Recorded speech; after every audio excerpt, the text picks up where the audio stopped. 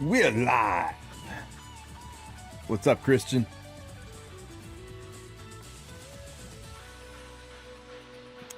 Maintenance? Say it ain't so, game. Say it ain't so. I got so much to do. So much stamina to spend.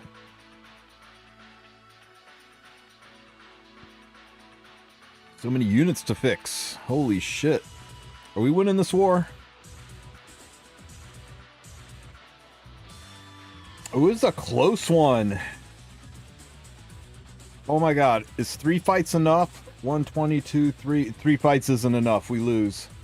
Alright, 3 fights is 300 unless we drop something. I think they got us on this one. Hey, Cascoba. Good to see you, buddy. You were in the Discord with Sue?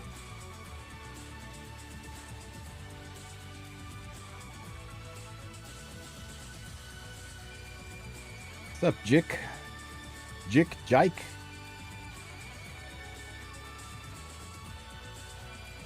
Yep, the car 6.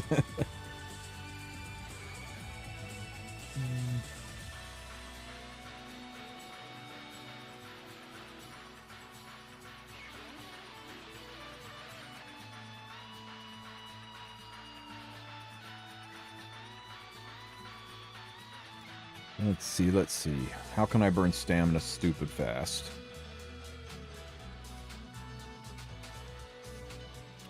This is probably the best way.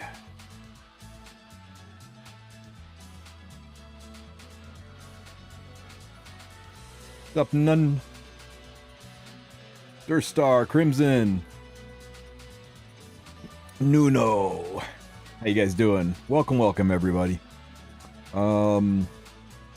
Let me see. I gotta grab some... Nothing from here. Okay. That'll build up. That'll build up.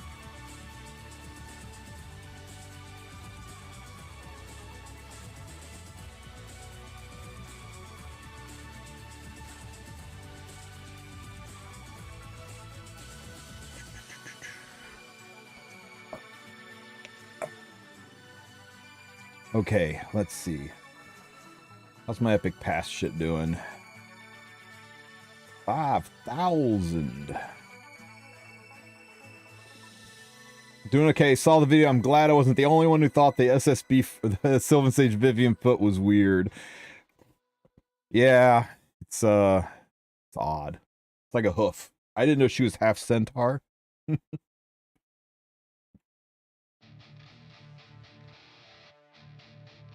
I lost rank yet? Oh, goddamn.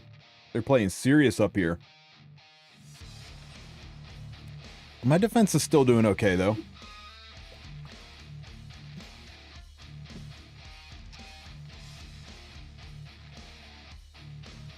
What's the thoughts on ML Taeyou? He's very, very, very difficult to use, but if you can figure out how to use him and are smart enough to draft around his weaknesses, he'll run people over. He's B tier in a noob's hand, and he's like high A tier in a veteran's hand who knows how to cleave and knows how to set up a draft so that they don't rope themselves into a corner. But on a 4-5 pick, he can wreck. But he is not an easy. He's not a simple unit. He's not like ML Vivian, or it's just like, you know, just put him on the team and win fights. you kind of gotta think on how to use him, and if you're able to do that, you'll make gains with him. He's got no use outside of RTA, though. None that I've seen. Some people say he's okay in Guild Wars, but I've not seen it. I'm skipping him just because I'm low on Mystics and I want Urunka more. But yeah, I would say for the average player, he is low A to high B tier. But as a veteran cleaver who's got the gear and the units to support him, he could easily be low or high A, low S tier. You just gotta decide if he's your style of play or not. How would I draft him as a cleaver? I don't have him, so I don't know how to play him. This is just from what I have gleaned talking to other people who do have him and how they use him. Sue will be able to answer that a little bit better. I believe Sue has him. Hey Hazama, how you doing? You definitely just want to avoid things like You'll probably want to run him with C Poly to avoid having to fight against C Poly. That's probably one of his biggest weaknesses right now.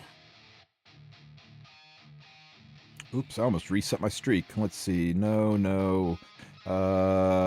Yes. Yes, this team we can smash.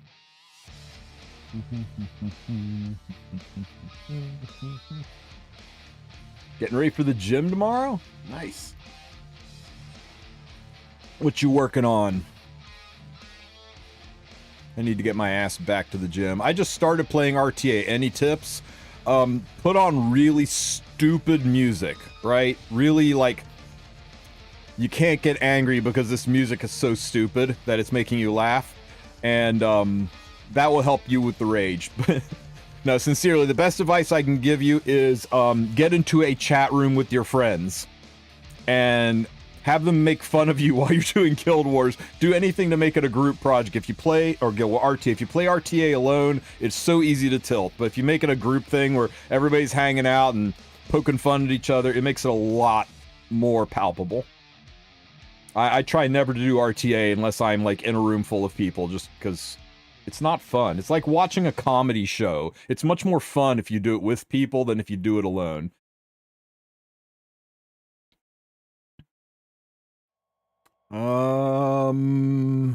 Here, hold this. Oh my gosh, I think everybody's dead.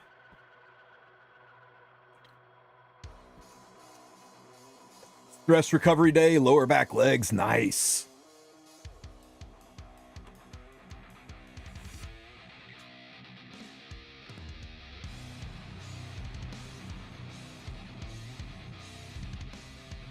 Swish, who's next? It's because I'm lazy and I don't want to switch from cleaving.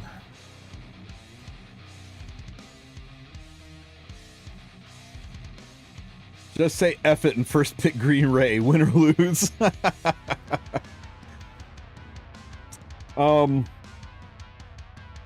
Yeah, I mean, I wish I could say, hey, it's easy down in bronze and gold and all that kind of stuff, but it's not. It's freaking hard all the way through. You're going to lose most of your fights. Just get in there, have fun, learn about the new skills and learn about unit interactions, and you know, just take your lumps.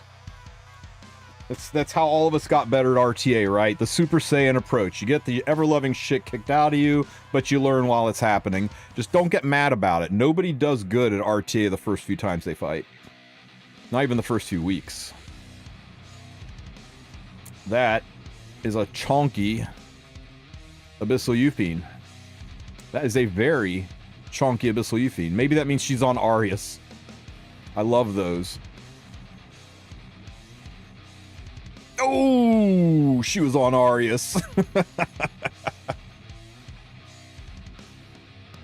So what's the census on how much the costume will be? I think it'll be $5 to get the first purchase tier, and it'll be $30 to get the skin. No, as soon as I saw the health, I knew it would be, I knew it wouldn't be. Oh, okay, we'll fight this one. We'll set it on fire.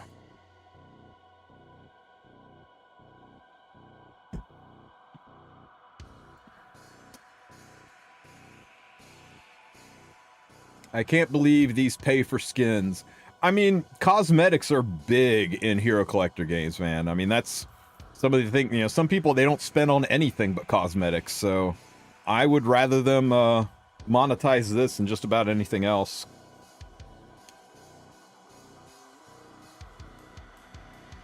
I think it will be $0 for me because I ain't spending whatever the price tag is. You do you, man. I like that it's a paid skin. I don't like that it's nested behind a bunch of other paywalls, things you may or may not want. People just want the skin, now feel urged and coerced to buy other things. I hate that shit. But I'm kind of okay with them making a paid skin. Hey, Shuma! Thanks for the resub, man. I appreciate it, buddy. I wish they monetized it without a Skystone paywall. The Skystone paywall is pretty shitty, I gotta admit.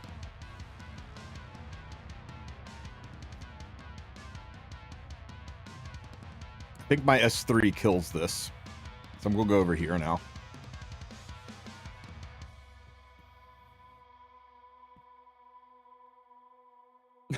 Your comment on stove was great. Oh no, holy sacrifice! Everybody catch fire.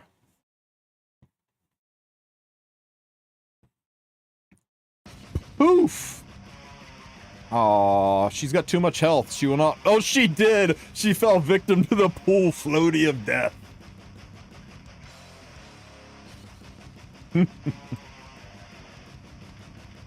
You like my Tama edit? We owe it to our fans. Oh no.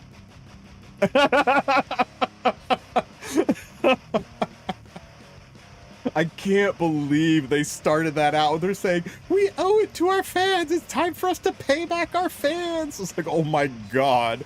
On a paid skin. that was really inappropriate.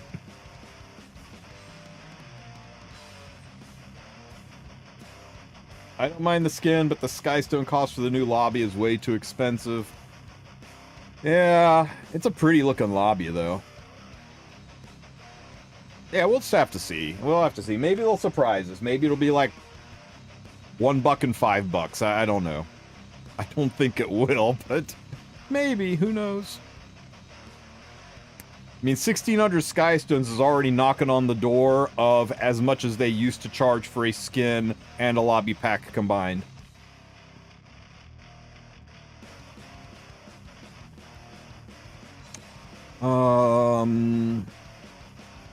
Back to cleaving. Because it's fun.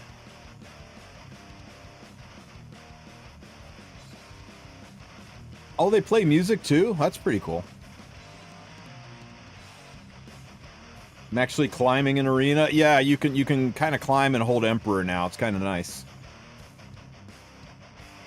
If the skin is less than $30, I'll eat a grilled sock. First, yuck. And second, yeah, you're probably right.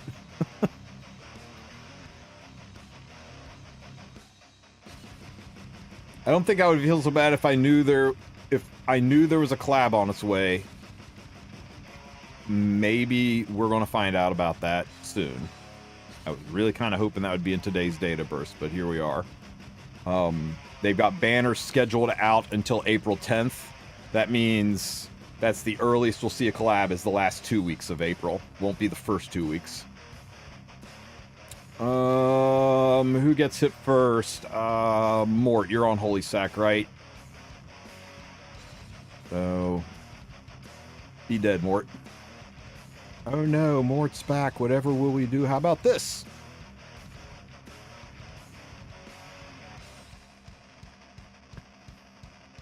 Blammo!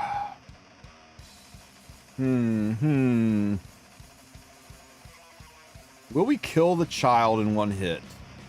I don't know if we will. Of course we will.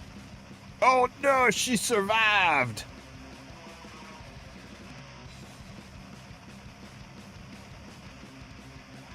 What did the Ravi skin cost? Standard price, 900 Skystones.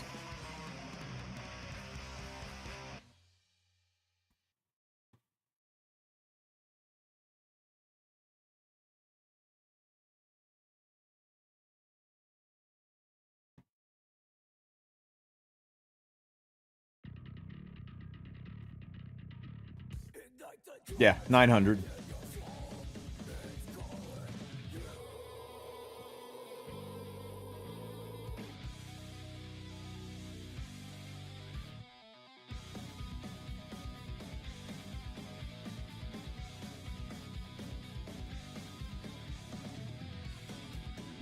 How we doing on time? But you can't buy only the skin since it's an upgrade. Correct. You got to spend 1,800 total. You got to buy the pack, or sorry, you got to buy a $900 pack, a Skystone pack, and the 900 Skystone skin if you want both. It's 1,800 Skystones to get both of them. The pack is worth it. The battle pass, the epic pass is the best Skystone to shit you get value in the game. There's nothing better to spend Skystones on than the epic pass. You always drop 9 on that. So I really do consider it a 900 Skystone skin, because the only reason you don't get that epic pass is if somehow you don't have 900 Skystones by the time it goes away.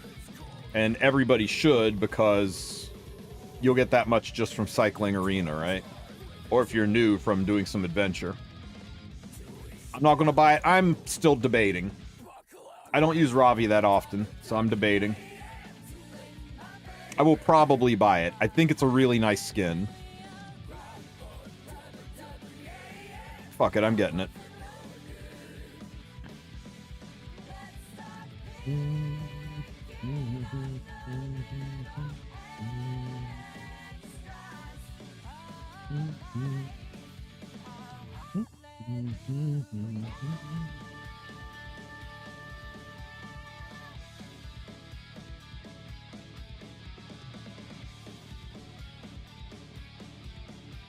Yeah, it's a nice skin. We use it. Oh, we didn't select it.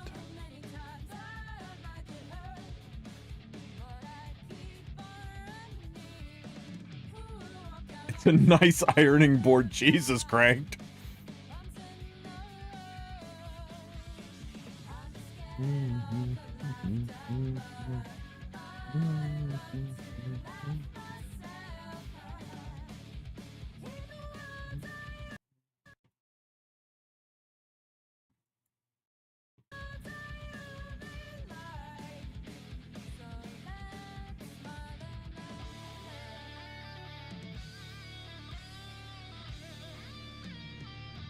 SG should pay me now.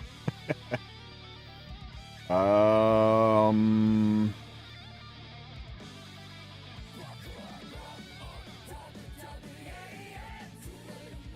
one. I'd like to know the drugs E7 is on so I can buy them. They are hyping the hell out of Origin, man.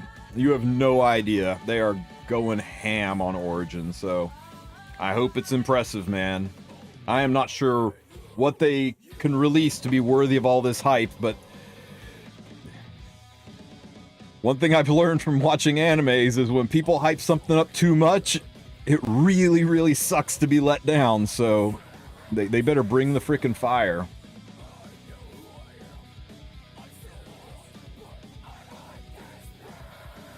Right, Hazama?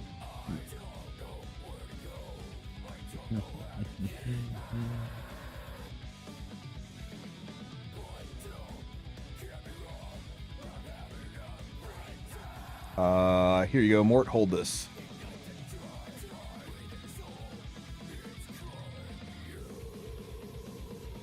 Here you go, Mort. Have another one. Victorious flag, you ain't coming back. Tell me you don't have a holy sack without telling me you don't have a holy sack. Ooh, proof of valor. Proof of valor, Harsetti. What a villain. Oh my god, I'm gonna have to deal with this child.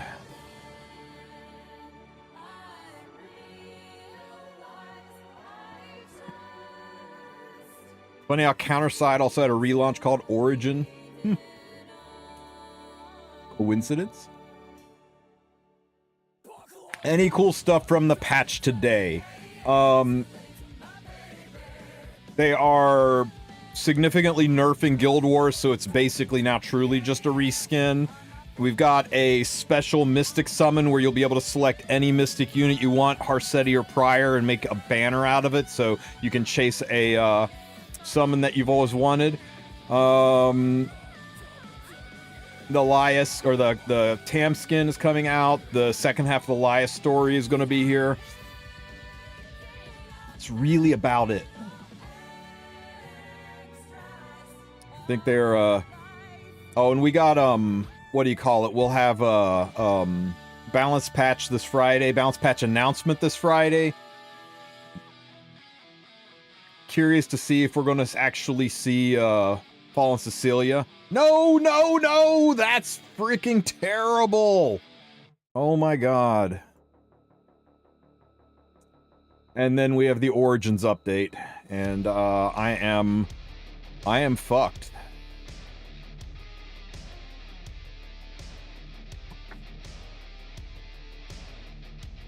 This is why Genoa is better? Shit.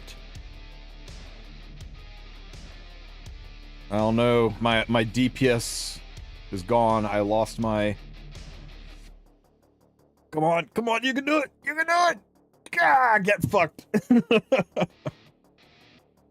Whoo! Do you like how I pretended to be worried there? For content's sake, I was never really worried. I always have confidence in my units.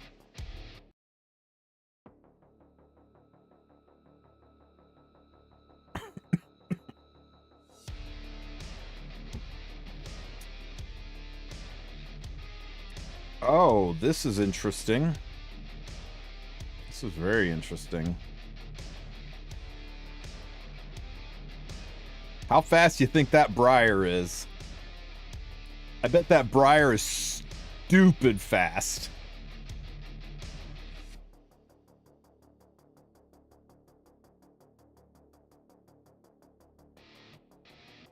I'm fine with 305. 310's fine too. God damn! For people who are wondering, that's a 321 speed Luna. 321 speed Luna. And only 3% faster than that Briar. Holy shit.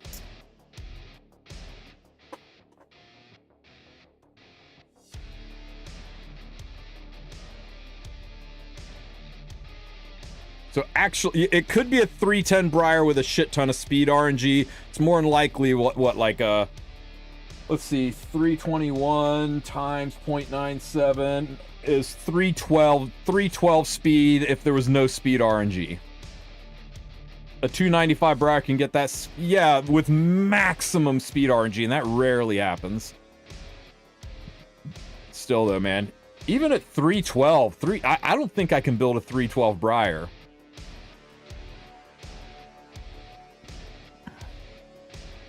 No, maximum is not pretty common. Otherwise, I would lose a lot.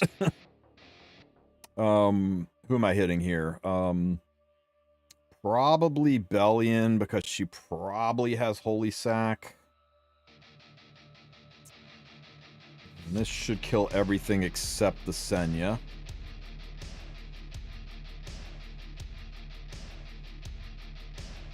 Alright, was I on that Holy Sack?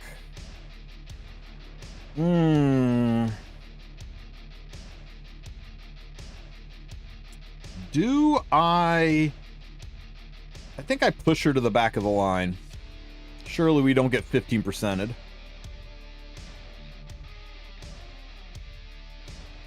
There. Oh, for fuck's sake. My poor Zeo. I mean, Ludwig.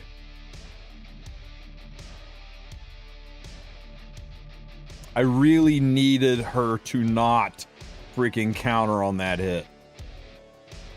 This just got significantly harder to deal with. That was not who I clicked on.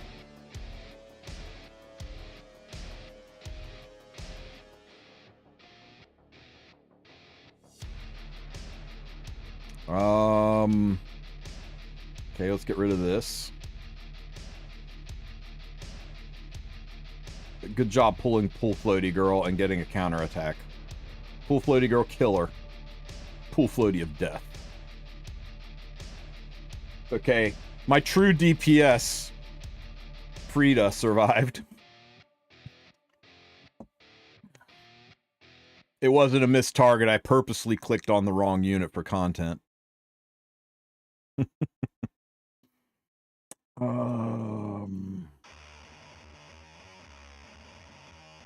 Ew, ew, ew. I hate everything here.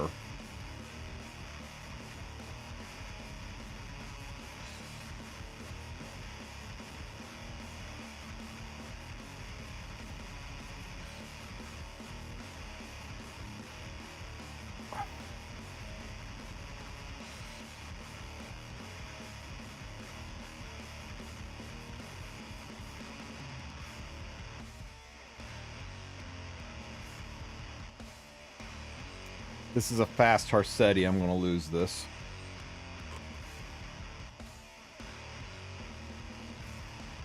Okay, good. Not a fast Harsetti.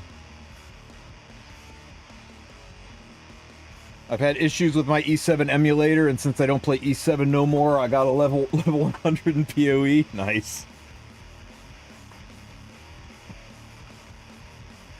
Did Arena reset? Because I swear you had 13,000 trophies. No, that ain't me. I ain't that guy. I don't spend that kind of effort in this game.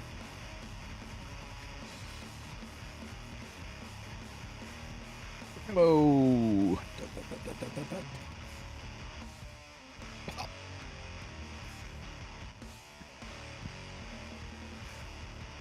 Okay, so let's see. I can't curse you. Shit.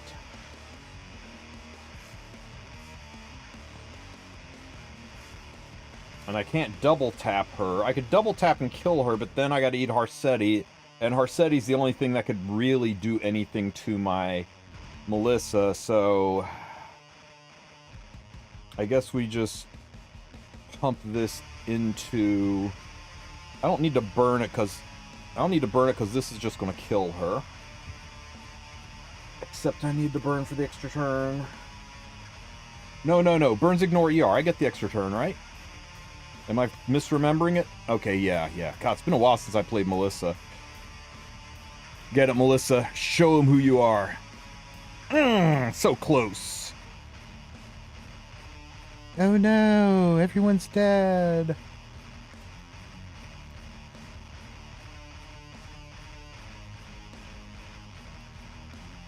What do you think will be up in Origins? I hope something great. I did a whole video about it. I think they are going to release the Chapter 6 story, and... Oh, she didn't kill! I'm so fucked! Ah! I did do it backwards. God damn it. Okay, I'm going to do that again, because... That was my screw-up, because I haven't played Melissa in so long.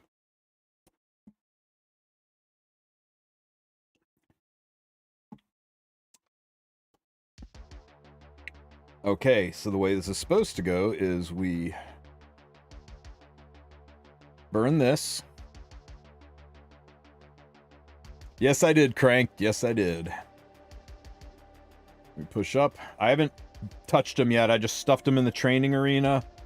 So he's chilling out right here, being slowly upgrading.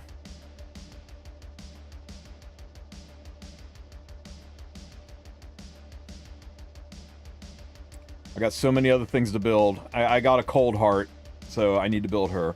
Let me see. Do I need to burn this? I gotta. Never mind, I was tripping. You were top 800? Yeah. Okay, so that pops this.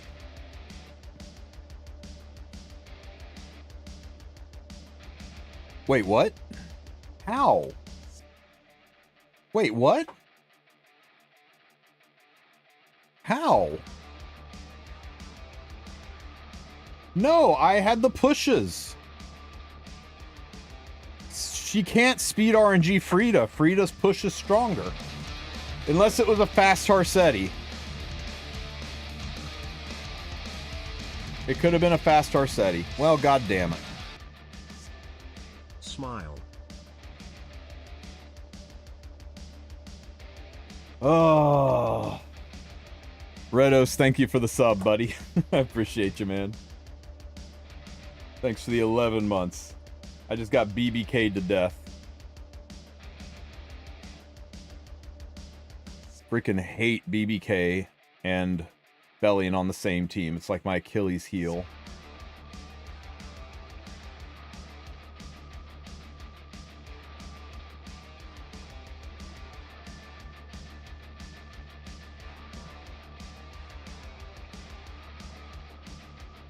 That team has like 100% win rate unless it is a BB or Harseus built with any kind of speed, then it kind of goes in the shitter. Not going to get the Sky Stones? I'll get them. We still got 8 minutes.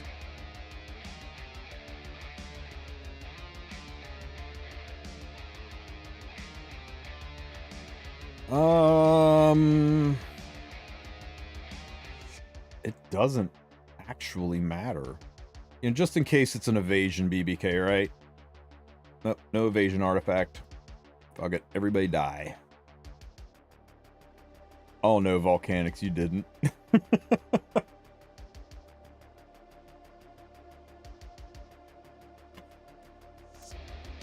Are you tired of looking at butts jiggle when you shoot? Is the booba physics not quite doing it for you? Do you need something to rile you up a bit more? Try Epic 7 Real-Time Arena. You are guaranteed a challenge worthy of your time, with many meta characters to work with that ray.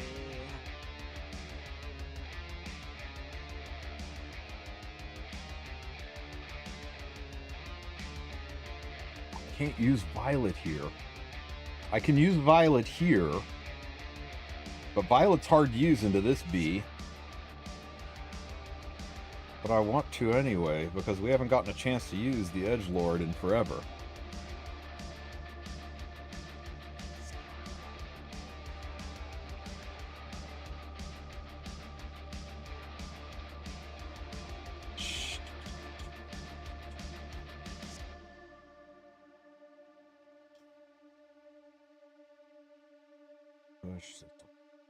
This is fine. We can go ahead and stick it into this one.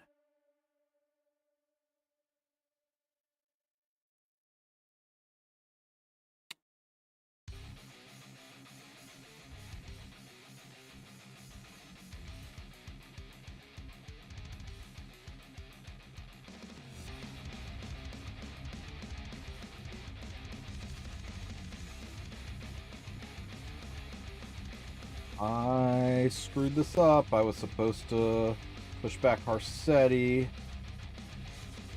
because Ahmed was behind Rylet. If Ahmed's in front of Rylet, then I don't have to push back Harsetti. This is going to be a little bit trickier. I'm going to have to try to kill Harsetti first. And she's on proof. Of course she's on proof.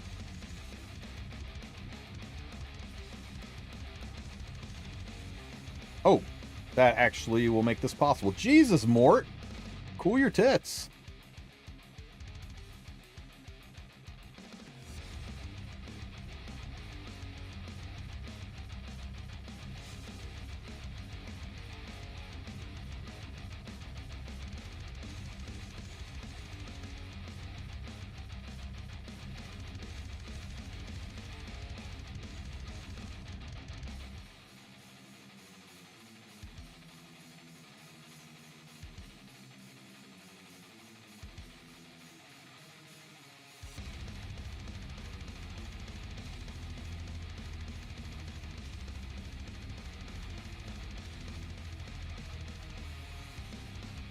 And here I expected Mort was going to counter me.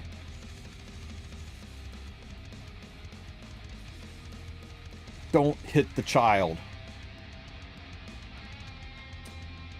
It's okay, we take that.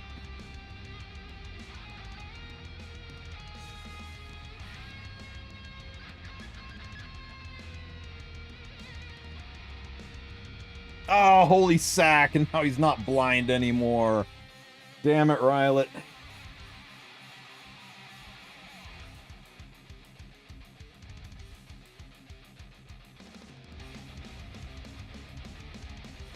Ow. Everybody stays scared because reasons. Just hit you so you can counter me. Okay.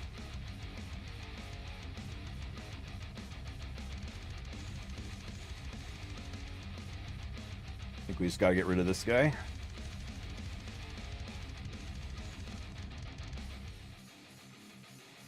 Blammo!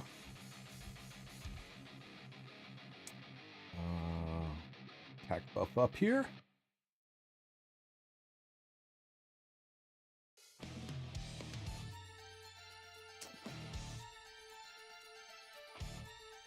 One into here. Push up.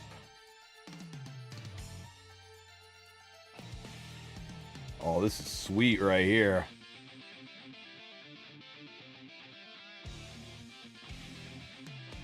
Blam. Oh, she freaking hit. She freaking hit me. I didn't dodge. Lame.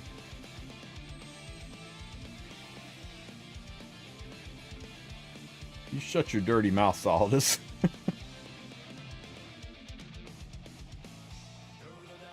Chop. And... Not the child! No! No! We were this close! The fight's gonna last forever now. There's only 2 minutes.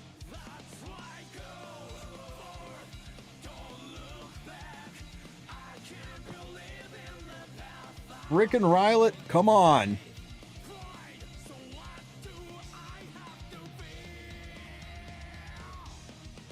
Stab the child. Stab the child. And her freaking basket of bread. We only had to hit her like 25 times, but she's finally in the dirt. Whew. That was exhausting.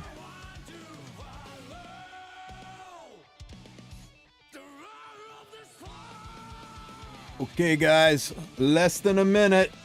Clear your heart of Orbis. Come up with an excuse to tell your guild leaders why you weren't able to do Guild Wars. All that good stuff. Collect any gold you have laying around. Because we are in maintenance. Any second now. Any second now.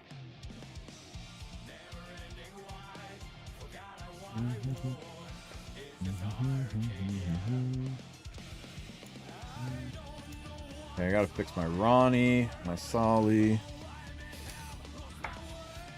Odin's fuckered up. Oh my god, I gotta fix, I got so many units to fix so I can do some RTA. Oh hell, my other Luna's not geared. Tristen, your screen share here is not working. My screen share is not working? What the hell? No. What's up, Sue? It's been a rough day. Yeah. Hang on, I'm gonna pop out, pop back in because it shows my screen share working.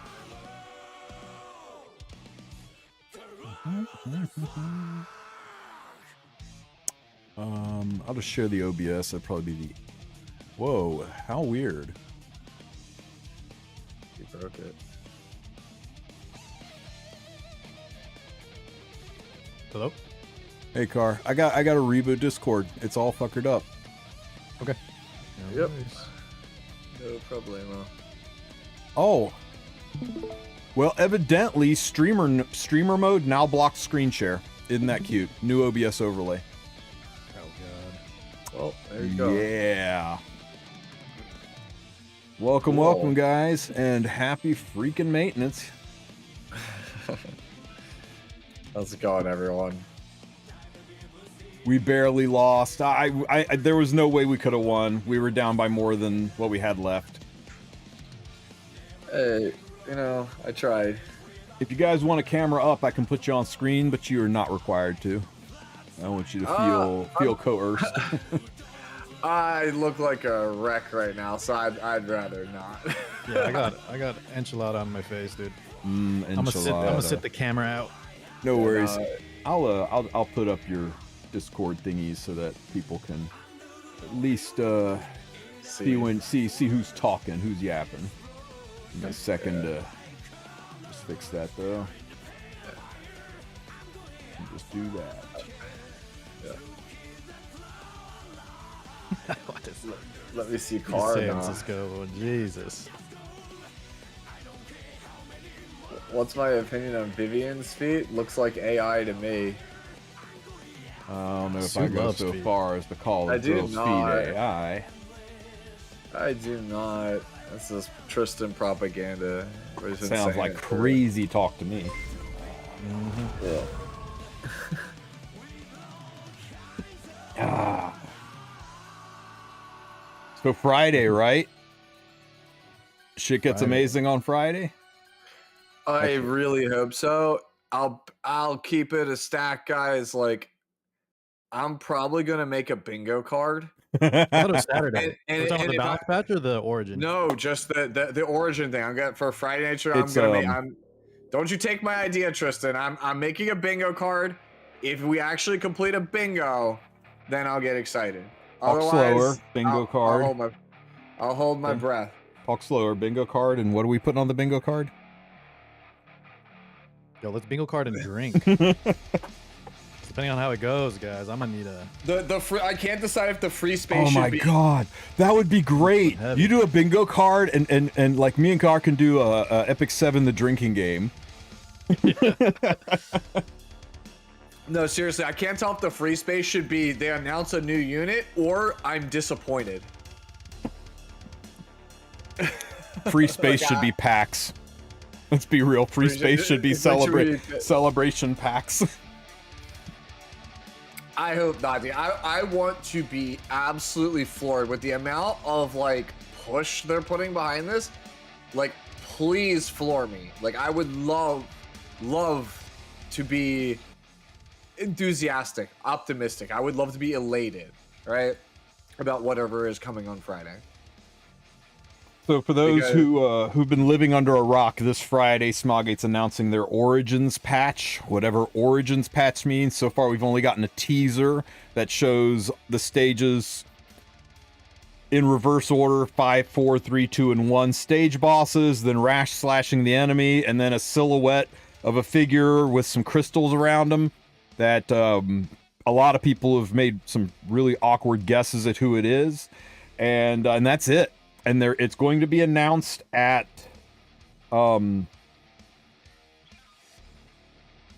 is it 11 p.m., Sue?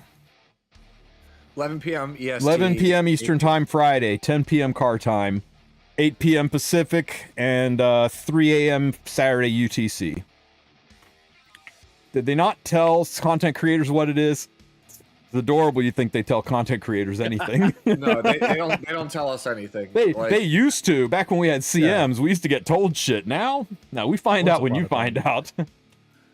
Yeah, it's kind of like worrisome. I'm just like, can you like give us anything? No, we don't get it. They did reach out to us and ask us specifically to be on when it happened, to promote it to our communities, to make content out of it. So they want blind reactions. Yeah, they specifically want you to stream your actual they want reaction kind of reactions, right? Like, they want to see you, like, they want the viral reactions to what people think about it. So Friday night, like, you're gonna see, just pick your favorite E7 content creator. They're probably live at 11 o'clock on Friday. Yeah, we figured it would be God Killer Joe. Is it up now? Is it working now? Let me see. We should be able to go to pinned content. If you click that link in the pin, you can go to global, enter in your character name, and it should be God Killer. Yep, God Killer works. Let's add that to the pinned comment here. Yep, and then so I'm wondering what. So then it should be episode 1 for tomorrow, right? Well, this is tomorrow's technically. What do you mean? Yeah, the next one. Should be episode 1. Doesn't episode 1 have a name? I don't think it does. I wonder if they'll just say Heir of the Covenant. Probably Heir of the Covenant. Yeah, that makes sense. Yeah. Heir of the Covenant. Yeah, would make sense. So then I guess that means that we're getting episode. I mean, to be fair, episode 0 is like the most obvious thing that it can be, right? I mean, they're counting backwards. They're talking about origins. So yeah, I think it's going to be. I think episode 6 is going to be in episode 0. It's going to be It's going to be the Celestial War. Now, whether or not it's going to be a prequel or whether or not they're going back to the origins of the game, I still think they're going back to the origin story of the game, the reasons that led up to the Archdemon War. Everyone's talking about, like, maybe we finally get Aki or we're going back to Epic 6, as if Epic 6 and Epic 5 are somehow in the past, right? It's all the same timeline. They aren't different worlds. It's just shit went wrong and DJ hit the button and server reset, wiped everybody's memories and rebuilt them. It's not like she erased history. She just wiped memories and resurrected. So yeah, it's essentially like thinking about... Yeah, she didn't roll time back. She just reset the world. That's why we have cracks in the world, because DJ is not a complete god. She's only a quarter of a god, so she could only kind of do it so much. Yeah, you could think of it like how there's the scene in Avengers Infinity War where, you know, Iron Man and Doctor Strange are talking about all the different possibilities. How many possibilities where they beat Thanos? And it's 1. So it's like literally all those other timelines except the 7th one that we're on are the timelines that just didn't happen, right? Yeah. And so the memories and certain characters like Judge Kisei, those don't exist, right? They got wiped out. Those timelines are gone. Why do we go from greater charms to shittier charms? I don't know. I didn't look and see what the rewards were. I'm scared to click on my mailbox now because it might ping the freaking server. What do you mean spoilers? Because, like, that's literally in the tutorial of the game. And if you're talking about Avengers Infinity War, bro, it's been literally 6 years. Lesser charms? Is it lesser artifact charms by chance? Because those are kind of more valuable than greater gear charms.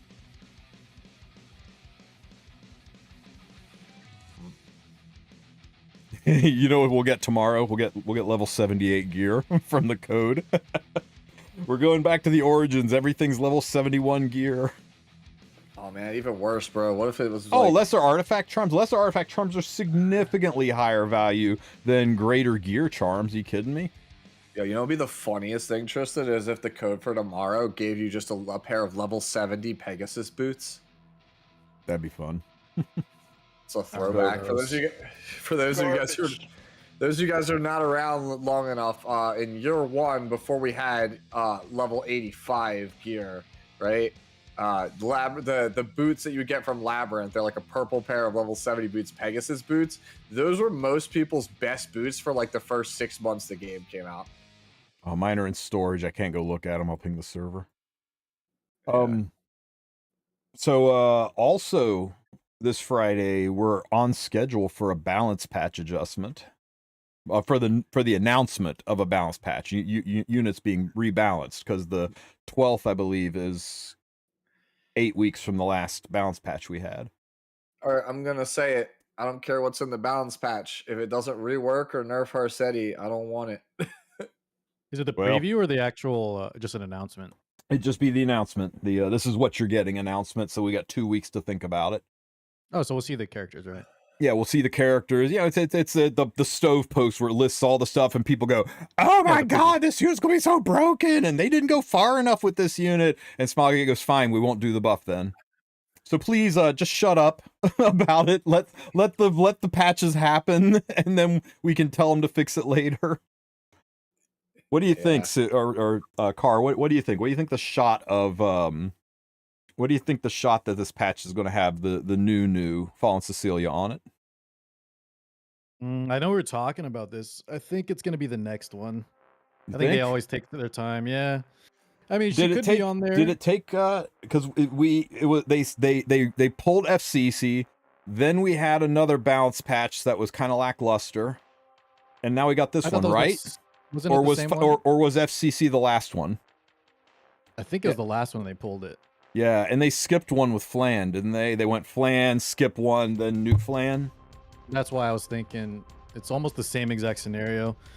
They brought out the Flan buffs, reverted it, then we had like a balance patch in between, and then they brought out the newly revised Flan. No, Joe, Joe's saying they did it back to back. I don't think they did, but maybe I'm wrong. All I know is, yeah, some people looked into it and they told me there was one in between. So yeah, I thought there was one in between too, because I seem to remember a patch coming out and we're like, oh, maybe not. I don't know. I believe it was a patch in between, because I believe Pirate Captain Flam was supposed to get the buff because she was getting buffed at the start of the season, right, for the skin. And we were getting Afternoon Soak Flam at the start of that skin. And then in the middle of that season, we got the Mort patch, right? And then we got the Pirate Captain Flan buffs right before the end of the season. Because you get you basically get two a season. Don't you think we kind of dodged a bullet with Afternoon Soak Flan if those Pirate Flan buffs had gone through? The double flans. I think honestly, they would run roughshod over the entire freaking meta with double flans. I mean, so my whole thing is right now, like, in hindsight, now that we know about the Pirate Captain Flan buffs that were, like, nerfed, it feels like they were built around this. It was like they wanted the entire season to be Flan, just like this whole season is just Payra. And so I'm just going like, all right, so like who's after Arunca? Because whatever ML is after Arunca, right? That's probably the character we're building the whole next season around. I don't know if I really like that. I'm hoping that that doesn't continue to be a trend where it's just like whatever the new limited or ML is, the whole format's built around it. Oh, for everybody that thought this nerd was Ross, I'm going to draw attention to this very non-Ross looking sword he's got right here. It's Kazran, Tristen, obviously. Because of all of the Nuns of Swords Kazran uses? Exactly. Bro, it's clearly a Campbell Soup can guy. It's Basque. Emil Raz, yeah. Back from the dead. I think I've got a full-size picture of that somewhere. What, the Campbell Soup? No, the Kazran. Sheesh. The Kazran Soup? Thought I did. Look at all these reaction images. That's like a gold mine of just Tristen reacts. Oh, yeah. Freaking raid thumbnails. Oh, well, I thought I had it there, but I don't. So, yeah, let's talk about the update, because we don't have a ton of time. We got to make this a little bit of a short one, so that Ink doesn't drive to Pennsylvania and kick my ass, right? No. That's okay. Hey, you got time to brace for impact. That's a drive. Let's just breeze through the content update, because I gave my take on it this morning. I made a video out of it, but I want to get your guys' 2 cents on what's going on and see if see where we meet, see what your two opinions on this compared to my thoughts on it. I've only seen this stuff in passing because I mean Tristen knows, but like Sue, you are in for a treat, my friend. Let's go ahead and start it the right way though. Let's watch a video real quick. It's only that fusion dance though. I actually haven't seen that thumbnail. It's a fusion dance. That's funny. Well, yeah. I mean, so clearly it's a Dragon Ball Z collab, right? No, it's Vivian and Queric, bro. Dude, fusing Vivian and Queric that together, that's probably actually like the perfect being. Like for real, for real.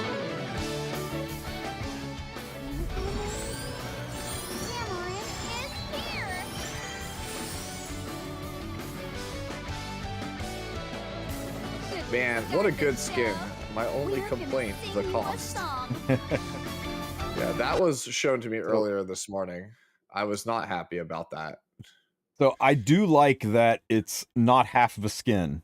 Base form Tamarinne is in one skin and Idol's Tamarinne is in another skin. So, you will see her changed in all aspects, whether she's sitting in the lobby or fighting on the field. It's not like the old Tam skin where you could only see her while she's in Idol's form, and in the lobby it's still just normal Tam. So somebody asked the question, how much is it? So as far as place your bets. How it was explained to me, you need to spend Skystones to have the ability to purchase it with cash. Well, yeah. Let's get through this. Let's just rock through this 1 minute summary, and we'll jump right to the skin section because that is a spicy topic. Oh, the lobby art. I do hear the lobby art's not only animated, but they play music.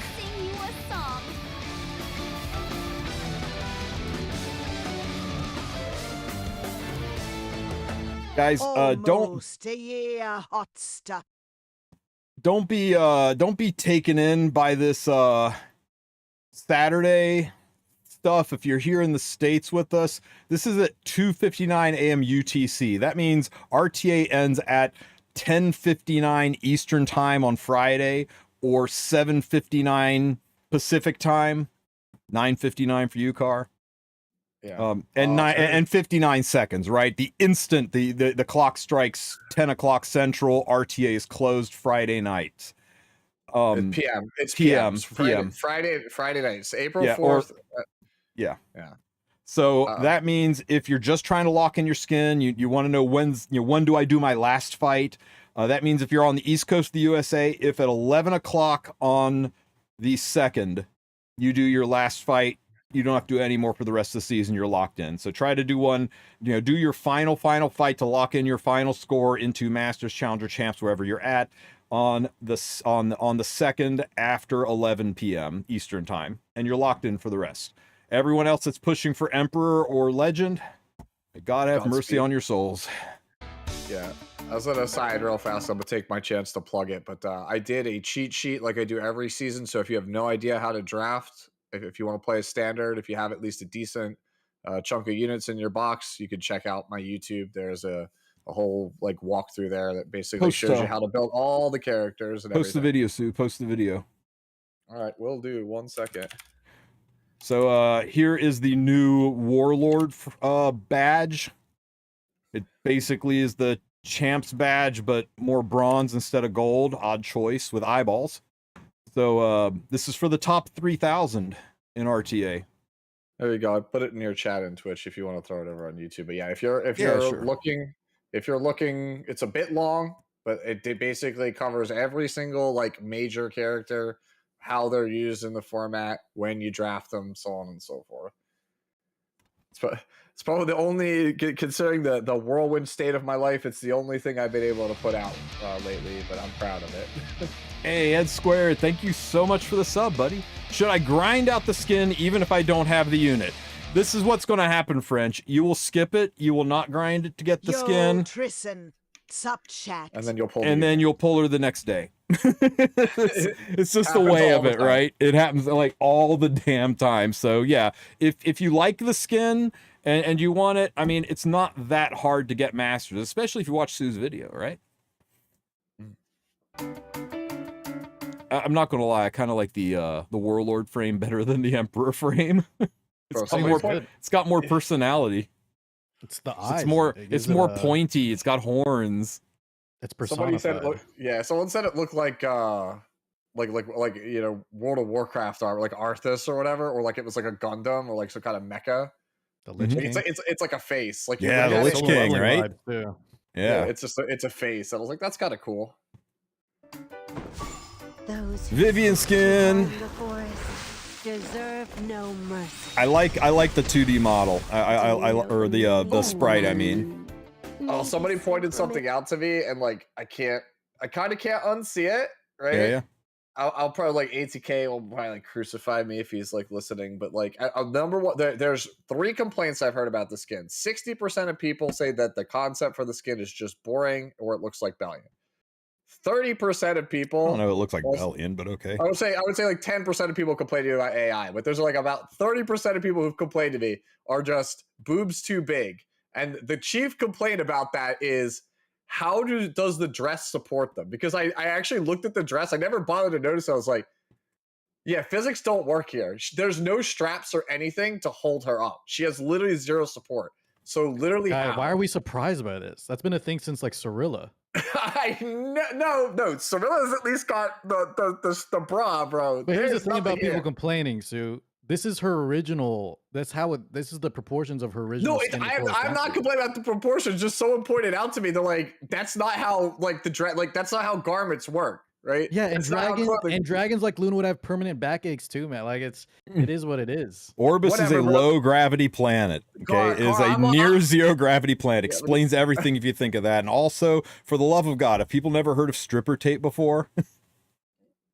It's like these people haven't been around like big boobed women in their life before. Actually, true. There's some crazy stuff you can do. That is actually true, but I'm just saying, like, I don't know. The tape can only go so far. Oh, tape! You can do some amazing shit with stripper tape. Let me tell you. Oh, would you like to share with the audience? Would you like to share with the class? No.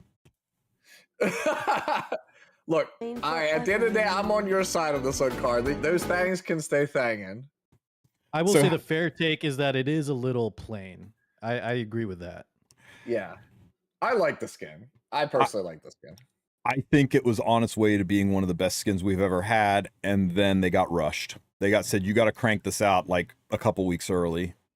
Yeah, there's definitely, after Tristen showed me the thing earlier today, that made me go like, ooh, there's like a huge eyesore on the Yeah. skin, and because he pointed it out, I can't unsee it. I really feel like it got rushed out, right? Because I mean, normally we should have had the release last balance patch. Not balance patch, sorry, last maintenance should have been the skin reveal, and it wasn't until, this week. How do you get the skin? You have got to get to master end. You've got to end masters or higher in RTA. So get cracking. And RTA ends on Friday the 4th at 11 p.m. Eastern time. As long as you end in masters, you're golden. Next Friday. Next Friday, not 2 days from now. How you guys feel about Guild Wars being nerfed? You aware of what's going on here? Yeah, they're pretty much the gist is that we just have the old Guild Wars now, but with a different background and merged servers, right? So really nothing new. They removed the central stronghold, and they added 2 higher value defense towers to each of the 3 forts. Other than that, it's exactly the same as Guild Wars has always been. Yep. So yeah, we'll talk about it more in a minute, but yeah. The music's cool, but that's not that's not a big change. I don't like the background either. We talked about that, I think, last maintenance podcast, though. This is a little bit weird. I fixated on this a little bit on this morning's stream, but when they say that 329 Guild Wars starts, Guild Wars season begins, they're saying the beginning of the season includes placing your towers and moving people around and getting your gear ready. The Guild War actually doesn't start until Sunday at 11 p.m. or Monday at 3 a.m. UTC is when the first season Guild War starts. But the setting up your guild's towers and stuff, that for season 1, that's what starts 329 on Saturday or 11 p.m. on Friday. That's kind of what they mean by that. As soon as this Friday's Guild War ends, preseason is done, and then Monday's Guild War is the first real Guild War. Otherworldly chests are back for about 2 weeks in Rift, making Rift the single best place to get gear, period. End of story. And I can't help but think this is a way to drain down leafs, to sell leaf packs for a Lethe style event for a potential collab. Maybe I'm coping a little bit, but yeah. maybe. The not so hot take I have is this should just be a permanent fixture. It should just be weekly. Freaking real. Like, it should be like, what is it, 5 a week? They have it during the event. It's like you can only get 5 a week. Yeah. Bro, just make it 5 every week.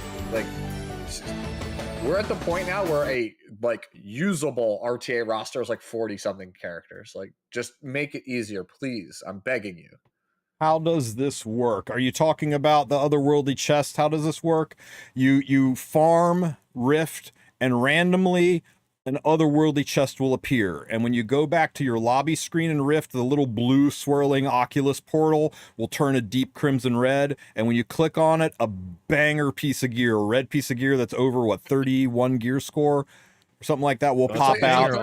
It's between 33 and 37, I believe. Yeah, it's like some of the best freaking gear in the game will pop out, and that can happen 4 times every week. So theoretically, you just farm it until you've got at least 4 a week and you've min-maxed it. And that's pretty much it. So you're guaranteed 4 stupid, insane high gear score pieces of gear. Now, it could be 30, it could be 37 gear score boots with flat HP main stats. Sometimes that shit happens, but usually it's kick-ass gear. Yeah, it's not ancient inheritance tier gear, but it's pretty close. It could potentially be better because you can 90 it. Yeah. Knockwall, Lilius, Vivian. Okay, so what you want to do with Knockwall is you want to skip her. And Lilius, you want to make sure you log in every day to not pull for Lilius. And Vivian's a little bit different in that you definitely skip her. Okay, if you're new, please don't pull on any of these banners. These are very big bait banners. Knockwall's on a lot of older tier lists as being the best thing you can have for RTA. She is still insane in RTA, but you know she's lost a little bit of a step, and she takes crazy good gear. And if you're a relatively new player, you probably don't have the gear to build Knockwall anyway. Lilius used to be really good in PvE. She's not anymore. And Vivian, you will get for free. There's literally no reason to pull Vivian, so don't touch these raid ups. But you'll notice these raid ups, they go all the way till the 10th. So that would mean the earliest we would see a collab is the week of the 11th. Likely, because they usually don't overlap banners into collabs. They want to make sure that all focus is on the collab. Mm-hmm.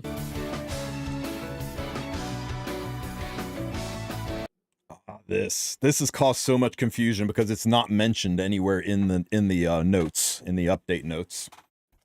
Yeah, this is the one that keeps your current pity but lets you choose the unit. Yeah, let me explain how this works for the people in the back, because I've had people DM me as like, "Are you going to pull on the Harseti Ilanov banner?" It's not a Harseti Ilanov banner, guys. This is a special Mystic Summon event, and what that means is it is just a standard Mystic Summon rerun banner, but you get to pick the units. You know how like between ML Taeyou and whoever the next ML5 is, let's just say Arunca, there's a rerun banner where they randomly give you 3 or 4 mystics that you can select from, and then a 4-star, and you can choose which one you summon for. It's like that, but you get to pick who those random mystics are. So you can load up Zio and Harseti and I don't know, ML Senya and Ilanov, and then you can choose to start summoning for Harseti, and if she pops out, your pity resets, and then you can swap to to Zio, and then you can start summoning for Zio. Now this is great if you're missing a very important account controlling unit, something that you feel like you are completely screwed over if you don't have. You like, I can't play against Harseti in Arena, and I love Arena, but I need Zio. Well, now you can get Zio. But it is just a standard in between brand new Mystics, standard rerun banner. The only difference is you can select the ML5s. Now, what Harseti being on here probably indicates is that it'll be anybody Harseti and earlier. So you will not be able to choose ML Pera, ML Lua, definitely not ML Huayang, and of course not no, it's those three. Taeyou, and not Taeyou, of course. They announced. So anyway, that's typical. That's what the special Mystic Summon was last time. So I'm assuming that's what it is this time, because they use these very specific words. Before we move on, because a lot of people have asked me this when like they sent me the screenshot and asked me like, is it worth it to get Empyrean Ilanav or save for Arunca? I think you should at least wait to see if it's Arunca or whatever after, but I think things have to go seriously off the rails for Empyrean Ilanav to not remain a top tier character, even if Arunca is ridiculous. So yeah, if you want to, you know, if there's a character I think you could pull with confidence on, it's her. Yeah, I think of all of the older units, ML Luna and ML Ilanov are probably the 2 most important units in the past. And I'm not sure who I would put ahead of them. After that, probably Zio, and then maybe Harseti, or even Senya at that point. Yeah, it's starting to get to the point where there's just too many must-have MLs right now. Mm-hmm. Remember, it's not just Harseti or Ilanov. It's anybody except for the most recent 4 that you can fill this banner with. But it's not its own separate banner. If you pull on this, you're draining your mystics, and if you score, you reset your pity. So if you're sitting really close to pity and you want to lock in the next ML5, I mean, Sue had the best advice, right? Wait, this goes all the way to the 24th. By probably around the 15th to 18th, we're going to know what the kit of the next ML5 looks like, whether it's Arunca or somebody else. We're going to know what the next ML looks like, and you'll be able to look at their kit and go, okay, That's what I'm going to use my pity on. So you can switch over to just summoning on the 4-star banner. You still have the same odds of getting a 5-star drop, but it won't kill your pity. So there's things you can do, but don't wind up with buyer's remorse. Now, I mean, if you don't have Zeo and you want to do arena, I can't imagine Arunca could be anything that would change your mind on that, but why risk it? Wait and see what it looks like. Yeah, just have a fallback that's solid no matter what. But I do think whatever's next is going to be broken. Just a hunch. I tend to agree. They've had a few like I mean, Para's really good. Taeyou was usable, but I think it's time. Like, I think they're overdue to just bring out something that's going to destroy the game again. And what a better time after everybody spends all their mystics, right? Please no. Oh, you guys have to swipe. No, stop. I don't want it. There she is, guys. So the question would be, is Arunca the world's unit or is Arunca the next unit? Because Arunca meets the qualifications of a world's unit by being chapter 4. I'm still of the opinion chapter 4. I'm still of the opinion Arya is the world's unit. I still am too. I'm back and forth between Arya and Yuna, and I just think the way they bounced Luna between rounds like a freaking Vegas ring girl. I mean, Arya is perfect for that. I think it'll be Arya. You think it's a limited character? I think you're wrong. I think you're wrong because Cerise and DN don't have, first of all, a lot of people like Cerise, but people don't go insane for Cerise. ML unit is always an ML of a limited unit. I mean, if you think back at all of the 2s of times we've had a world's unit, it's always been a limited unit. 2 is not a very big sample size to say always. So far, sure, but how much further can we go? We can go to what? We can go maybe another 2 worlds before we run out of limited units to give MLs to? I think banking that it's going to be a limited unit because the past 2 times it has been is crazy. I remember a guy who was so absolutely positive that Landy was going to be a skin because world's units are always skins, right? Oh, yeah, that guy felt pretty stupid, didn't he? It's always a trend, guys, until it isn't. That was me. So yeah, exactly what Carr said. It's always a trend until it isn't a trend, and Smilegate has done reversals on that several times.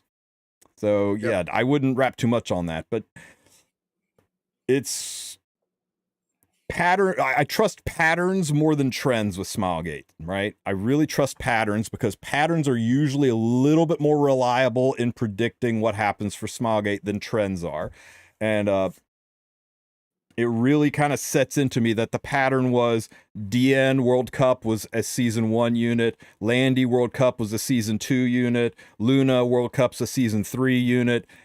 Makes me think World Cup will be a Season 4 unit, and that limits us to what's left in World Cup that is a hot woman, right? Arunca, Amid, and Arya. Which one of those screams ring girl for tournament to you? I know Ahmed is limited, but Ahmed is liked maybe only slightly more than Cerise. Arunca's right in front of us, so her stocks go up. But Arya, she's got the personality to carry a tournament, if you get what I'm saying. Oh, yeah. Anyway, that's all just a theory. So, Guild War begins. The big changes to Guild War. Well, before we talk about the changes, let's talk about the awesome MS Paint frames. These are the frames from last season, from Grit season. So if you ended top 100 or top 30 or top 3, chances are this is the last time you're going to get a frame for a long time. But these are the frames you're going to get. Comparatively, actually, they aren't bad. I wish they put a little more effort into the top 100 frame. They almost make it embarrassing. God. Yeah, it's kind of weird that it's like top 100. Oh, here's wood tier. Yeah, we have one like that already. It's like, that's amazing. Oh, that's pretty cool. Has anyone? Has anyone? Yeah. Has anyone? Where's my told them wood? that, like, Where's my wooden sword to go practice with the other kids? yeah, wood tier is like usually recognized as like below bronze, like the lowest of the low, and it Yeah, always, gold, like, silver, wood. You only like, got top 100. Here's some driftwood. Damn. yeah. Oh well. I'm not going to complain because it's very likely the last time we'll see a top 100 frame.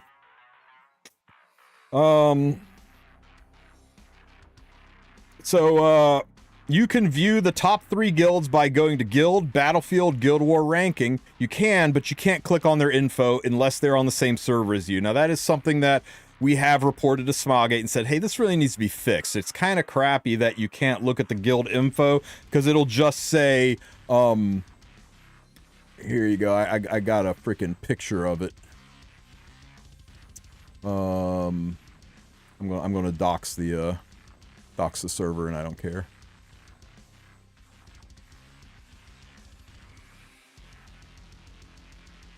There you go. This is what it says. You cannot access guild information from guilds on a different server, and it says the same thing if you look at the rankings. So it would be really nice if we didn't have to, like, top guilds who are going to do some advanced research on the guilds that they're fighting, you know, and stuff like that. They actually going to have to make accounts on all 5 servers so that they can log into that server's account to look at this guild's information on the rankings. So hopefully they fix this. I think so. Let's see. So additional improvements. So I don't know if we're going to call these improvements, but what they're doing with Guild Wars is you used to not be able to go into anybody in the middle fortress until you had dropped a stronghold on the left or the right. They're saying that was too hard. That was causing people to use strategy and think about where they were going to place their stronger guildmates versus their weaker guildmates, and people don't like thinking, so we're just going to make it so you can attack anybody. You can go straight into the central fortress, and we'll make everything worth the same points. So you really don't have to think about, I need my strongest guys in the center fort because they're worth the most. Instead, they're saying, no, all the strongholds are worth the same. All the defense towers are worth the same. All the satellites are worth the same. So you can just attack whoever you want, and you don't really have to think anymore. And this is also going to significantly reduce the amount of havoc it takes to full clear a board. So you're going to see full wipes a little bit more often. So we've removed all of the strategy of placing units, the guild organization of where to attack first, and who you know, what's the best return on investment for you attack. And also just made it easier for the top guilds to just wipe each other out entirely.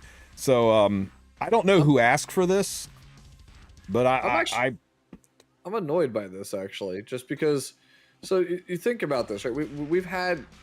We don't have a good track record of reworks for like game modes, do we, Tristen? I don't understand this. I don't understand what metrics made them change this.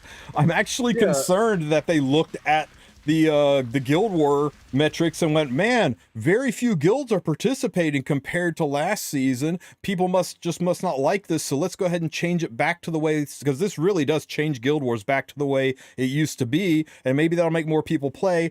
And could they really be so dense that they didn't realize the reason so few guilds are participating this season is all of the inactive guilds got screened out because they couldn't place forts? Yep. They didn't do enough to incentivize like people to really like get back into it. It's honestly a little embarrassing, the fact that they have these big changes that they're hyping up. It's almost the same with the balance patches, and then just a little bit of like pushback, and they revert everything, you know? It's almost like they had no confidence in the original iteration in the first place. Yeah, I just wish they'd had some backbone to stand behind some of these decisions and let them. Yeah, let it sit a little longer. It hasn't even been a month. This is crazy. Because like we had the rework, right, for Ancient Inheritance, and I feel like it kind of homogenized it and made it less strategic than what it used to be. And then we had the changes to Arena, and those seemed great at first, but then, like, you know, a bunch of changes, revert a bunch of things, and then it's just like, okay, Arena's back to just being a thing nobody wants to touch anymore. And then Guild Wars was the big thing for the month of March. This was our showstopper for this month. And then they just put it back to how it was, but it has that AI generated background now.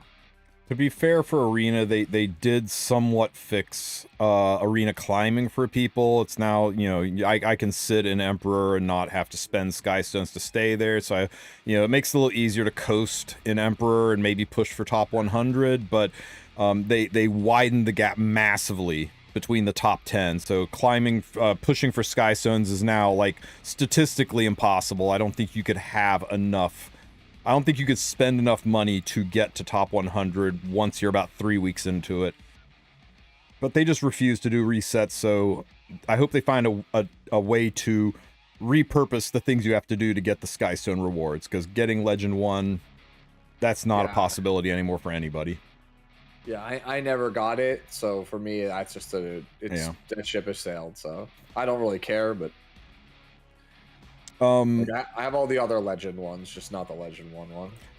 So yeah, I'm a little disappointed by this. RIP Guild Wars. It at least was a little more strategic. Now all we really have is a reskinning and a note system that really needs more than 100 characters. A couple other things they did for the resume Guild War. If a player yields before a hero dies, the hero will no longer be considered dead. Funny thing about this, a hero was not considered dead. They said they would. They said that if you yielded before your character died, that the character would be considered dead. But funny thing, they didn't include that in the patch. It just didn't work. So it's kind of funny that they're now saying, now if a hero dies, the hero will no longer be considered dead. I was like, I wonder if that's actually was that intentional, or they're just too lazy to revert it, or whatever. I think they went, it's not working. You know what's easier than making it work? Let's just say we're just going to revert it back. So you know what's funny? This reminds me of the Biken bug. Do you remember that, Tristen, from the first Guilty Gear collab? So Biken had this bug where she just always lands a bleed, and people couldn't figure out why there was a bleed. No amount of guild or no amount of resistance, right? Yeah, she had an ignore bleed. Yeah, Smoggy acknowledges it's a bug, and then it's just like, actually, we just decided to change the tooltip. Yeah, a few weeks later, they said, keep it. Keep the bleeds. Too hard to fix. Yeah, you read the tooltip, and you're just like, the tooltip just includes the bug, and they never bothered to change it. Yeah, so they changed it from a bug to a feature. And that's what I think happened here, is this was a bug, so they made it a feature. Speaking of bugs, they're saying that if you disconnect before the hero dies and then resume battle, the hero will be considered dead. It's all under this resume Guild War button. Yeah, you know what else isn't working? You can't resume a battle after you've disconnected. It doesn't work. Nobody that I know of has been able to resume a fight already in progress if they've gotten disconnected or had a power outage or whatever. It 100% does not work. So basically, what you're telling me, Tristen, is that the brand spanking new Guild War update is 100 character note taking, and a skin, and a background, and an AI generated background. There's new music. Come on, man, and misaligned towers. Dude. As I said, AI generated background. Wait, can I show it? Hang on. I think I got a button here. Is this the button?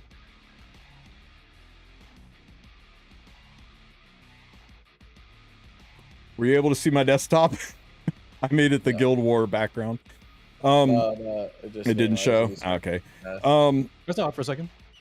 So yeah, I'm sure this will get fixed, right? The resume battle already in progress thing was something that they're really harping on. I've reported this twice. I've been told that has been sent up to Smilegate twice.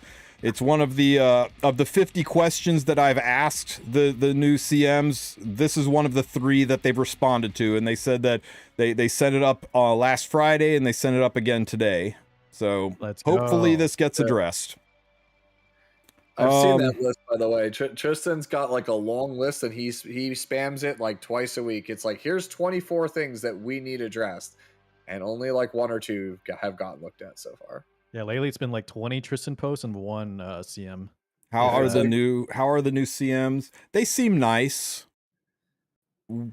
They just don't communicate. 2 of them are CZN CMs who have been repurposed as Epic 7 CMs that I don't know if they will stay Epic 7 CMs once Chaos Zero Nightmare goes live, or if they will dual task it right now. But I know at least one of them, he just started playing Epic 7 in December. So they aren't very educated on the game. They're here for the community and they want to be helpful, but they don't really know that much about the game because they've only been playing, at least one of them. I don't know how long the other one's been playing, but one of them, he like just started.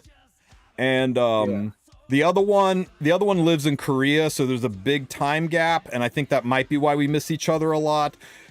He seems pretty nice and helpful, but I haven't heard. I've heard more. CM Orbitos and CM Newt are the Chaos Zero Nightmare CMs who are helping out with Epic 7 currently. Mike is the dedicated CM. I won't give his full Discord name away, but Mike is what we'll call him. He is the head of the CM team. He is based at Smilegate headquarters in Korea, and he is just for Epic 7. And Arusel, who used to be the head CM, Mike took his place. Arusel's moving into, I believe, a marketing position at Epic 7, so or at Smilegate. So we'll see less of him on the community side, but he is still with the company at least. And GM says, I hear people talk about him a lot. I think he is staying in Discord and chat. He was supposed to be the head of the CM team, is what I was told, but he's not been brought into the CM room. So I think I think he might stay a GM, but I'm not 100% sure. I don't talk to Sez, so I don't know. I know Sez is also based in Korea, though. At first I thought Mike was Sez, but they are definitely different people. Saw this you joke. So that's it. Hey, saw this you joke about marketing, but like, hey, if this Friday announcement really is as big as they say it is, maybe they do need a marketing team. Yeah. But I don't know. They're all gearing up and getting ready. Maybe they don't want to say too many things. They don't want to give too much info that might like rile the community up before this big Friday drop. Maybe they're purposely being gagged, but it seems like pulling teeth to get responses out of Smilegate recently. So I'm hoping that changes. Me too. So once again, the arena season is ending. So Saturday the 4th at 2:59 a.m. UTC, that's 11 p.m. Eastern time, is when arena is done. So if you're pushing for a frame, next week is your push week. Please, for the love of God, if you're trying to get masters, do not wait until the 3rd or 4th. You will have to, if you start tomorrow, after maintenance does, and you push your ass into masters and then go like maybe 10, 20, 30 points into masters so you can afford to yield a couple of rounds to maintain, you can get to masters probably, I don't know, let's say if it would take you 30 fights to get to masters tomorrow, if you wait until the 4th or 5th, it'll take you 130 fights to get to masters. Everybody waits to the last minute to climb, and people will be stepping on you, trying to get past you. It is a nightmare to climb during, it's so freaking sweaty. Don't do it to yourself. Push this Friday, and then push just a little bit beyond. Get masters plus 30, and then on Monday yield a fight, and then on Wednesday yield a fight, and you're locked in. I'm telling you, it's God, just don't wait till the last minute. I get people DMing me all the time, like, hey, I haven't even done placements yet. Can you help me get masters? I'm like, dude, if you had asked me last week, that would have been a 30-minute I'll training. say this also. So obviously I did link it earlier, right? The guide that I did for standard turn 2 for this season. So again, don't wait, like Tristen's saying. If you are still desperate, right? Like you can't do it. You can reach out to me. You can DM me on Discord. IM_TSU. I usually help about 24 or so people every season pick up the skin. But if you want my help, please ask me early. Like, as in, like, tonight or tomorrow, right? Do not wait until, like, Thursday the 3rd. Because at that point, it's probably too late for me to help you. But, like, I don't mind helping people. So the new League of Warlords being added, that will not be this season. That will be next season. So there'll be no Warlord frames given out this time around. Top 3,000. I'm not going to make the joke. Warlord, I mean, maybe it'll It be might more not be competitive. 3,000 players. Might not be 3,000 players. Yeah. And we're all warlords, you were, baby. you were picking up, yeah, everybody's warlords. When there's only 3,000 people in RTA, we all warlords, baby. Yeah, it feels like right now, if I had to guess, there's about 4,500 active players. White Base, they showed the warlord emblem, but they've not shown the warlord frame yet because they haven't shown frames for next season. But right there's your warlord emblem. But there will be no warlords this season. This is next season, and they haven't shown any of the frames for next season because those are next season frames. There are 6,000 champs at 2,200. Good to know. But that's this season. Anywho, this confusing chart is just telling you this. It's the same as it's always been, right? You will get your frame based on your ranking. You will get your skin if you're masters and higher, and everybody gets the background pack who even did one fight in placements. You get your RTA background pack, and these are just frames for your profile card that coincide to the frames you get, by placing. Yeah, so essentially, like, if you finish champion, right? If you finish champion, yeah. Yeah, and then if you're like me, right, where like I have the Emperor frame now, but it's just like, I don't know, based on my real life stuff, I don't know if I have the time to do the climb, so I'll unfortunately be champion for next season. Yep. Okay, Sylvan, Sage, Vivian, Lilac Fragrance. Let's zoom in here. Whoop. Enhance. All right, enhance. So, Car, tell me, honest thoughts. God, dude, I got two thoughts for you, Tristen. You got two thoughts for me? Two big thoughts. One, love the pre-censored version. Two, it doesn't quite compare to like the previous Pirate Captain Flan. I think they did a great job on that. Like previous Spectre Tenebria, it just looks a little plain. Maybe this time around they were rushed, like you were saying. Well, I look at the detail. I'll definitely be rocking it. Look at the detail on the top, right? The shading, the ruffles in the sleeve, the ribbon, and the necklace, the hair. I mean, her eyes are great. And then I get down the bottom half of the dress, and it's just a white dress with kind of like some pencil line drawings. The coloring's not quite finished yet. It feels to me like they didn't quite finish it. I feel like they weren't rushed. They were rushed. Yeah, it could be. And of course there's the disturbing feat that raised some concerns, some very valid concerns. I mean, I'm just going to come straight out and say it. I think the way that Smilegate does a lot of these things is they generate it with AI and then they do art over it. They basically get a template image and then they do art over it. And because it is so gorgeous and detailed up top and so kind of plain and unfinished on the bottom, it's like they didn't finish it all the way down till they left the AI assets in. I can't prove that. That's just my theory. They're hoping everyone's just distracted and doesn't notice the. Yeah, who's going to look at the damn feet other than me and Sue, right?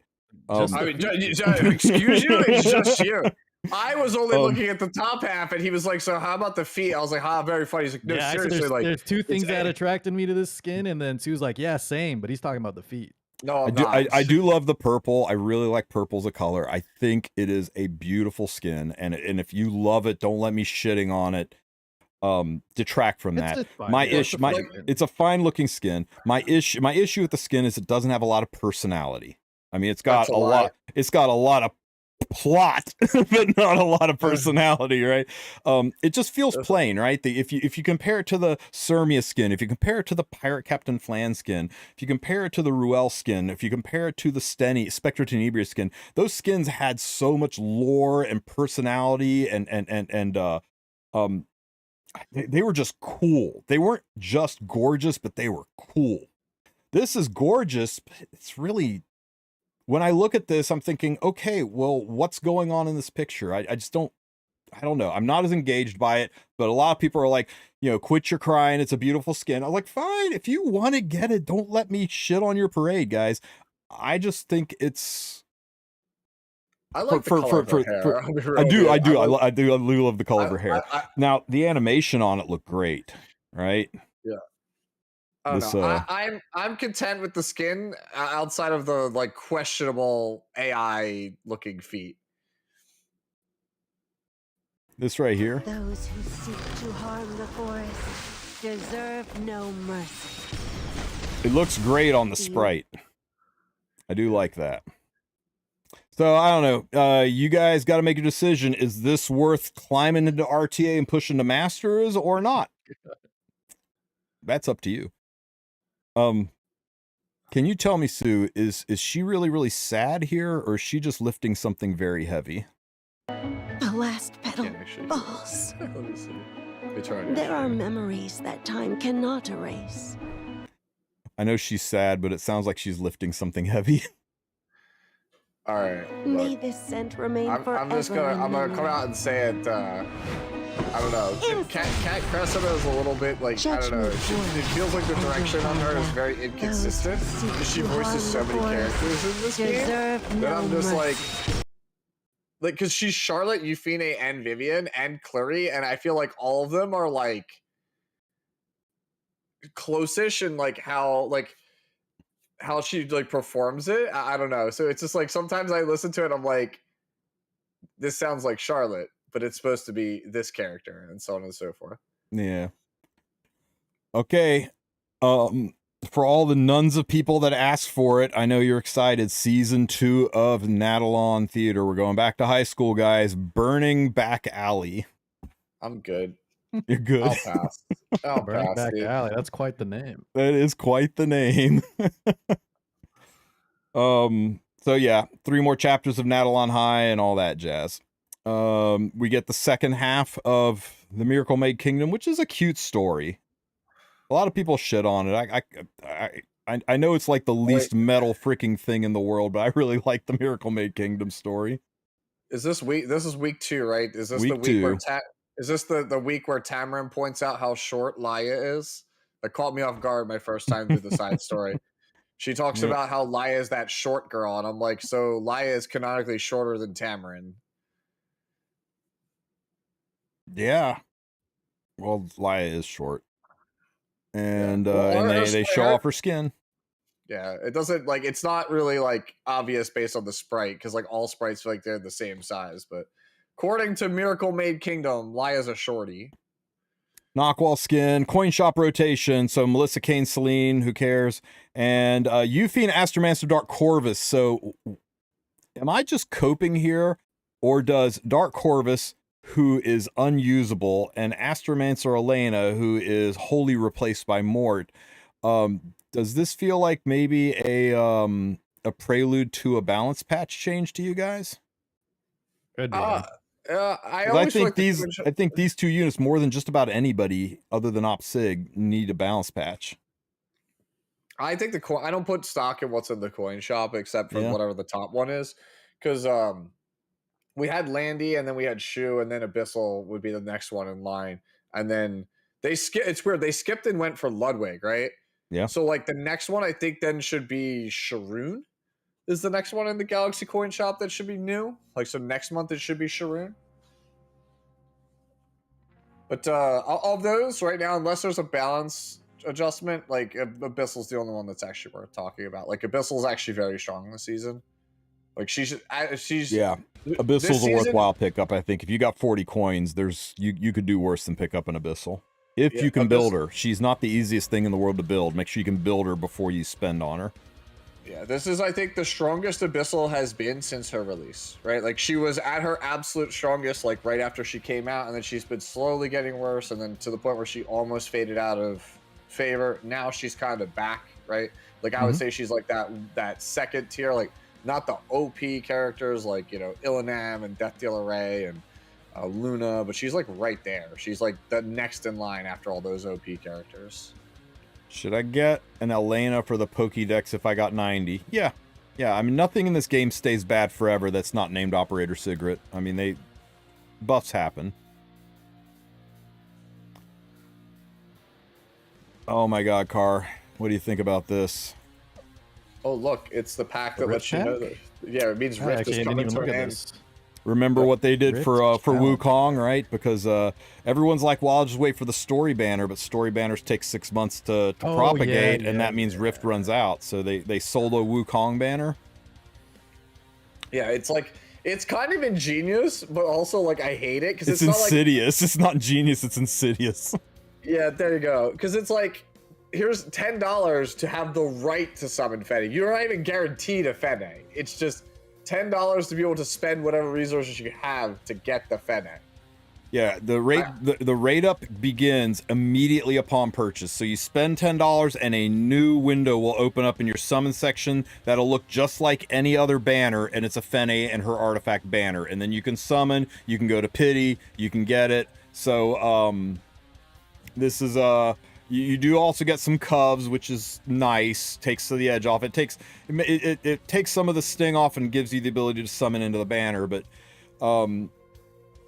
in about 3 to 4 more months, Fene's story banner will be in the side story shop, and you can activate it on your own at your leisure. But if you want or need Fene for Rift, you gotta decide if that $10 is worth it to you. Yeah, nah. This practice does rub me the wrong way though. Like you look at other games in the space, right? Like Nikkei will be $20, just buy the unit outright. Puzzle and Dragons will just be $20, buy the unit outright. Like it's not limited, right? It's just $20. Here's the thing if you need it for the content. What did Nikkei do $20 to buy a character? They sometimes do those like selectors where it's like $20 you get like leader. It's like choose leader, Naga, Alice, Lapis or whatever. Like you just choose one of the characters. There'll be like 6 different girls in one of the packs. So I incur. Sorry, go ahead, Car.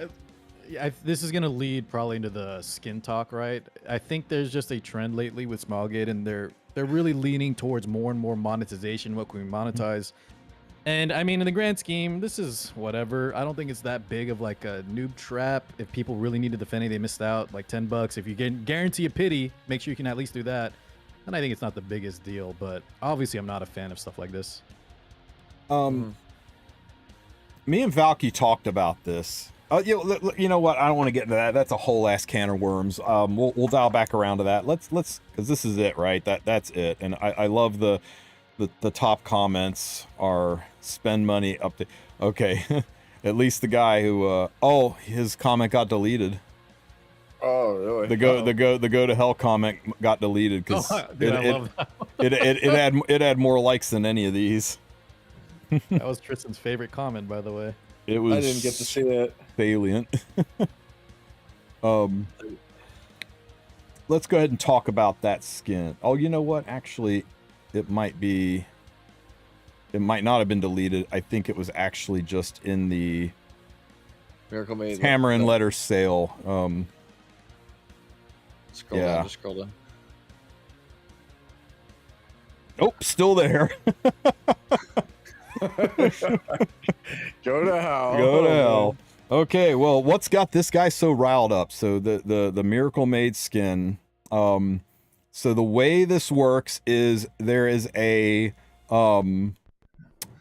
basically a event style battle pass, right? For free, you get 50 stamina. Everybody does that, but you can drop 100 sky stones to unlock phase 2. You cannot go to higher phases. You can't just go through and click these things. You got to go from left to right. So you will have to spend 100 sky stones to get 3 leafs, which honestly is not a terrible deal. That's 3 leafs are worth more stamina than 100 sky stones. Sky stones can be used on other things though, so it's kind of a push. Right, but then you have to spend 1,500 sky stones on a lobby art that you may or may not want, but you got to spend it. So you're up to 1,600 sky stones so far to get to a cash money purchase. When they blank it out, guys, they're not being deceptive here. They can't publish a price here because it'll be different in Canada. It'll be different in Europe. It'll be different in China.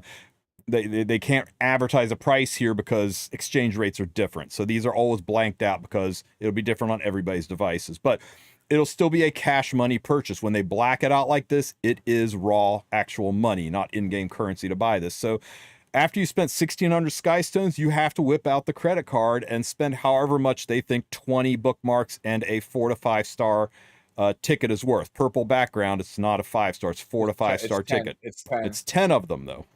It's 10 of them. So what would you guys expect this to be? I think it'll be low. I think they want to get people to spend on this so that they'll be like, well, I already went this far, I may as well get the rest. I'll tell you what it should be, but I don't think they will do it. I think it'll be $5. What do you think it'll be?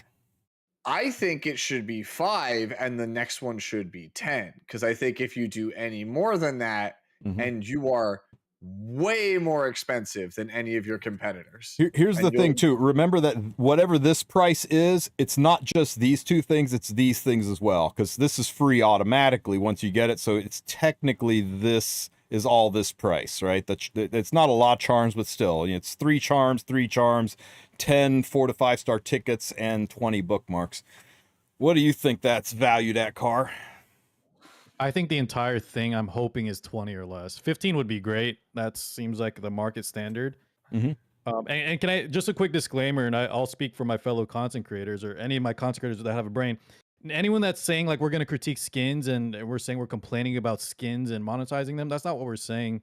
It's just the way that they're doing it now, year 6 into the game, is a little bit I don't know if the community will take to it depending on the price, right? I know a lot of y'all are even saying might be $30, dude. But I think if they just had a skin to buy for $15, there would not even be a discussion. Some of us would be like, yeah, I'll get the Tama skin. Some of us would be like, nah, I'll pass. I already have a Tama skin. But the fact that it's like gated behind all of this and we don't even know the price yet is a little strange. And also, Tristen, I'm worried too, if they make the price too high and then they notice a lot of people aren't buying this, right? Because a lot of us are going to pass if it's like 20 or higher. They'll say nobody buys skins. Nobody buys skins, guys. We told y'all this is why we don't make skins for this game. We'd rather make characters. Yeah. So it's almost. I'm really worried about how this is just going to end up. I agree because like, so for games like Genshin and like Zenless Zone Zero for Hoyo games, right? Skins are like when they come out, you get a discount, right? And it might be like $10 for just the skin straight up. That's it. And then after the sale period, you can buy them for like $20, right? That's all it is. You're just buying a skin, no strings attached. Well, I think, Sue, you brought up Nikkei earlier. Nikkei's battle passes are $20. They have all this stuff you include with it, right, guys? But you don't spend any Sky Stones. You get the skin at the end of the battle pass, and you get a ton of summons on top of it, too. I feel like that would just been a better way to copy. Just copy paste it. Yeah, it's 20. I regularly buy the $20 battle pass in Nikkei, and it's a skin and like 2 to 2.5 multis worth of summons, and you get like a bunch of just what would be essentially charms, right? A bunch of just materials, leaves, like charms, like you would get for your normal battle pass, right? The ones that we pay the Sky Stones for already, and like that's a good deal for just a skin and all that other jazz, right? And I saw somebody said, oh, in the chat, oh, I bought Nikkei's gotcha skin for $60, right? Those are different though, right? This is nothing to me. Well, here's the thing. The $60 Nikkei skins are, first off, way better than normal skins. They're like the epic tier skins, right? They have better animations, custom voice lines, different ultimate, like just the works. But even if you spend $60 on that skin, the rest of the stuff that comes with the skin is equivalent to $40 in value of packs. You're going to walk away with like 3.5 multis. You're going to walk away with gear selection chests. You're going to walk away with a whole bunch of other stuff. Thank you, Wolf and Roses.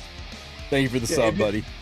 It'd be like if you paid $60 for this Tama skin in E7 and it came with like 20 Malagoras and 30 leaves and like 10 gear selection packs and also like, 100. Also, don't they have, those are like, it would be a mystic, right? In the gacha packs, I believe, on Nikkei. They give you the better tickets, don't they? The summon things? Yeah, they do. Yeah. And look at here. There's no mystics in this, right? It's 20 bookmarks. Yeah, exactly. So when you're losing Sky Stones. Yeah. The skin, the $60 skin in Nikkei, it's not just, oh, here's 3 multis. It's like, oh, what if I gave you 1,500 mystics with it? So to say it's even on the special Nikkei, and this last thing we're gonna rant about Nikkei, guys. We're not playing Nikkei right now, but Nikkei, some of the Nikkei battle passes, Tristen, for the special characters include mystics. It would be our equivalent of mystics that you can use them on the limited exclusive pilgrim banners and things like that. And it's the same price. It's like $20. Yeah. So they could just mainline this for Epic 7. Juice up the rewards a little bit, make it $20. Maybe combine it, like maybe if they want to make it the new Epic Pass, Or Yeah. I feel like they should still have a free alternative, but if there's you so see- many ways they could have done this better. Yeah, if you see everything on the screen, if they said $20 for all of this, right? I think everybody would snap by it, right? Maybe. I mean, Not that'd be a better everybody, price but when I I think consider people it. would. Yeah.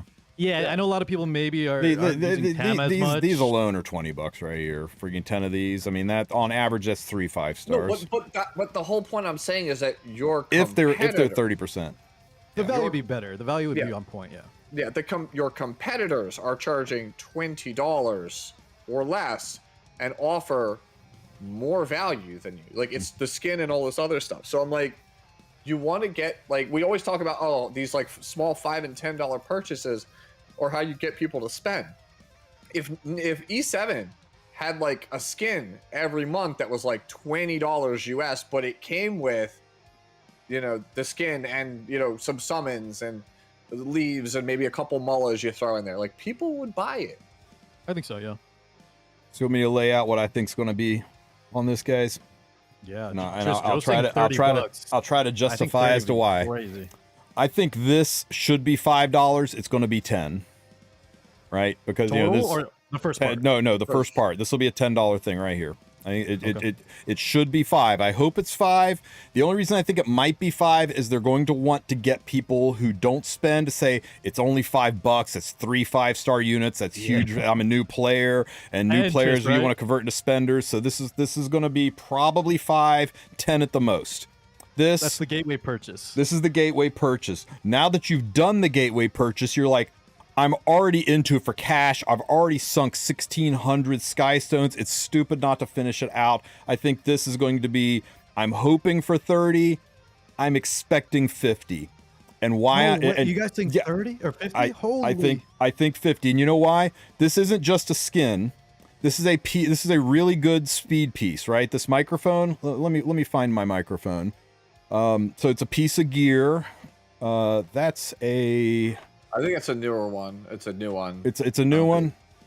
The old one's is gold. Okay, you're right. Yeah. Okay, so it's a new piece of gear, and it might be insane. Oh, it's a weapon. My bad. It might be insane, and it's not just a skin. It's technically 2 skins. They had to do 2 entirely separate skins to dress up base Tam and Idols Tam, and in addition to basically 2 skins, a piece of gear that may be insane, they're also giving you a profile card frame, right? And 500k gold. I know that feels like a little bit of nothing, but that's a lot. And if you want to go and buy an ML skin, you want to go buy Spectre Tenebrious skin, it costs $50 worth of Skystones to get just Tenebrious skin. No gear, no frame, no gold, nothing. But Tristen, what if I told you that your competitors for $20 also give you the frame and the profile card? Our competitors also care about the game they're making, so it's really kind of hard to make that comparison. This is about what people are going to spend, and I think that's kind of what the expectations are. Now, I'm setting the expectation that this is going to be $10 and $50 to hope that I'm pleasantly surprised. But I don't want to go out there saying, don't worry, guys, it's going to be like $5 and $20 and have you wake up and get shocked by it. This is already about $30 worth of 34. This is about $45 worth of Skystones right here. So that might drive this down, but I keep coming back to it's as far as Smog is concerned, 2 skins worth of work and a piece of gear and a profile frame and gold. And they've already got you on the hook because you've already spent your way through a little bit. No, I hope you're wrong. Like, I hope I'm wrong too. I'm just saying, I'm trying to keep it real here. What Carr said is exactly how I feel, right? Like, I feel like if it's how you're saying it's going to be Tristen, I think they have missed the point. They missed the boat. Every other game, right, monetizes like infinite content, right? It doesn't even have to be in the gacha space. Like Marvel Rivals, right, is a good example. That game is funded entirely by skins. There's like $10 skins, there's $15 skins, right? And then there's more expensive stuff, right? You need skins to feel like they are not that crazy, right? Like spending $10 or $15 on a skin, or being like, oh, it's $20, but I get like a couple of like summons here and there, or I get some extra value. People will spend on that. And I think if you try to make it this like $50-$60 thing, it just makes you look greedy. Nobody monetizes skins that expensive. Like Nikke is the only game I could think of that does it, and people hate it there.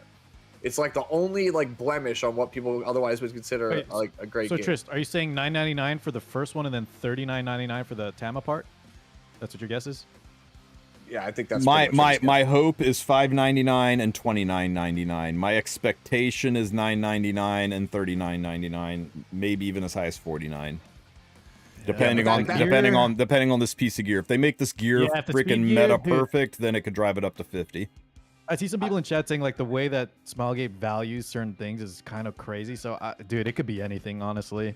Well, you notice I would hate that though, because it's as you said, the 1600 Skystones is like 40 something bucks. That's I think we should take that into like the monetary cost. So like, imagine you pay $50 and you have to pay 1600 Skystones. But the $50 in Skystones is for the skin. This is exactly what the Tory lobby skin costs. 1600 Skystones. So bad. So you can't count this towards the price of the skin because this is the price for the lobby pack.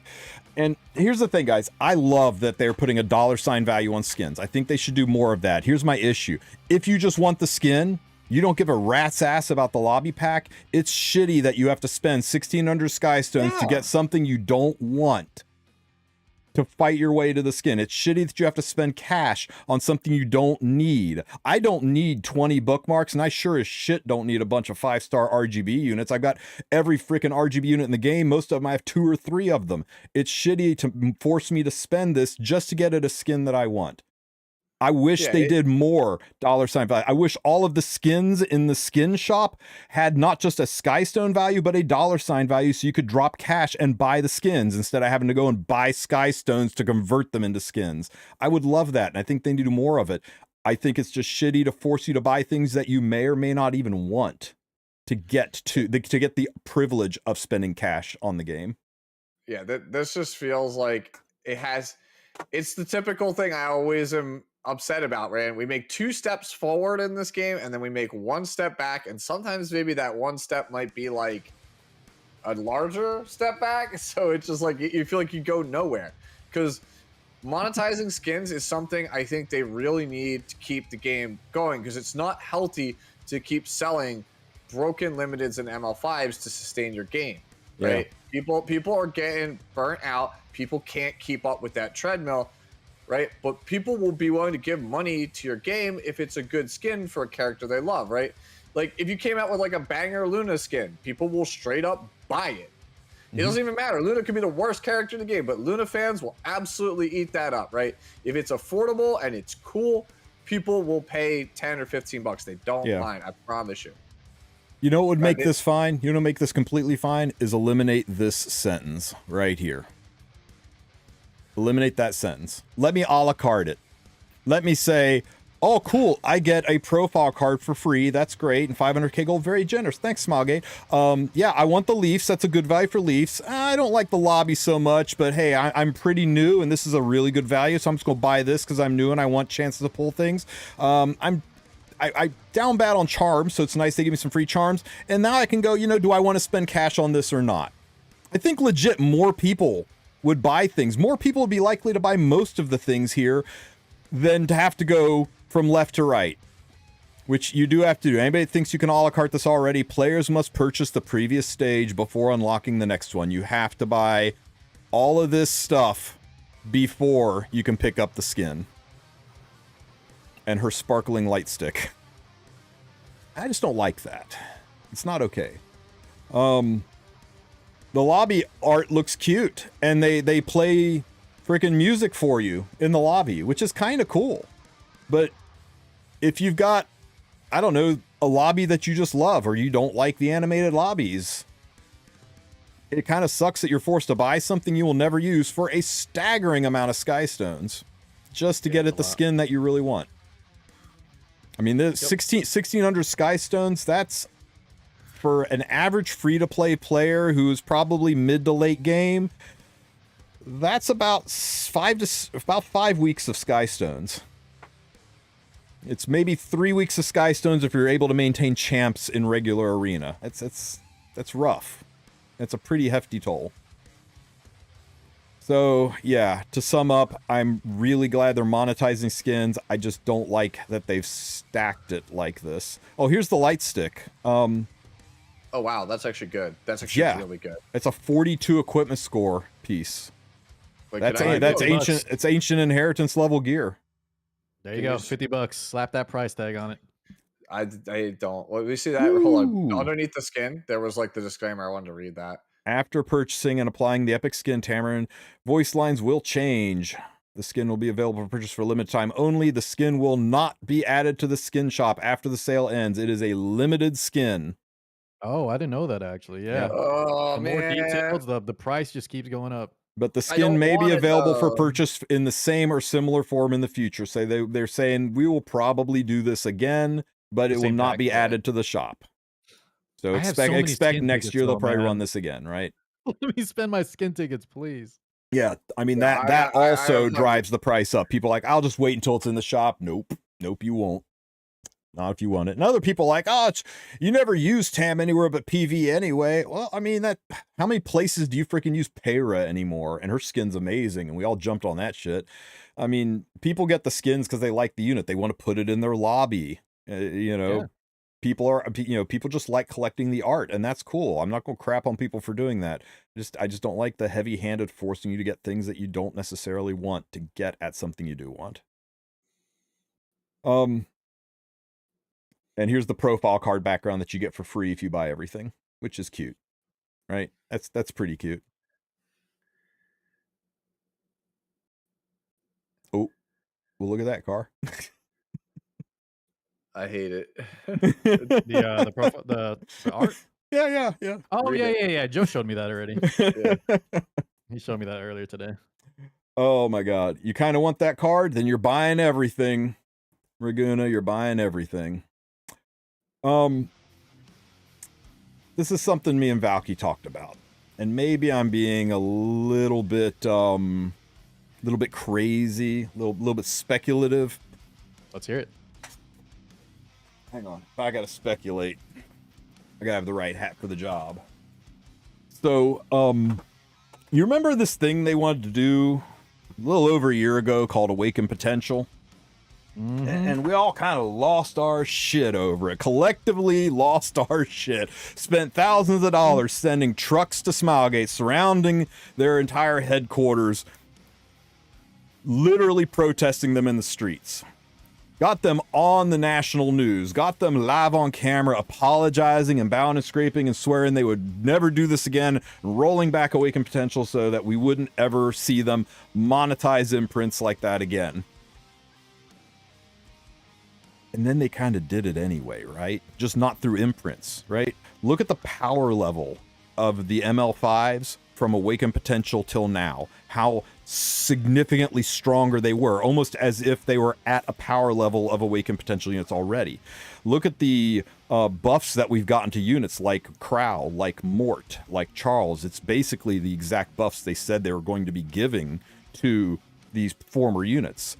And the only difference is between what they were proposing and what we've got now is they didn't do it through the Awaken Potential system. They just did it through balance adjustments and power creep naturally. And they didn't make any money off of it because they didn't use the Awaken Potential system. So suddenly they're finding a whole bunch of new ways to hyper monetize the game. I mean, you have to admit the rate this game drains cash and skystones off of us, starting to have events that you have to actually pay money to complete.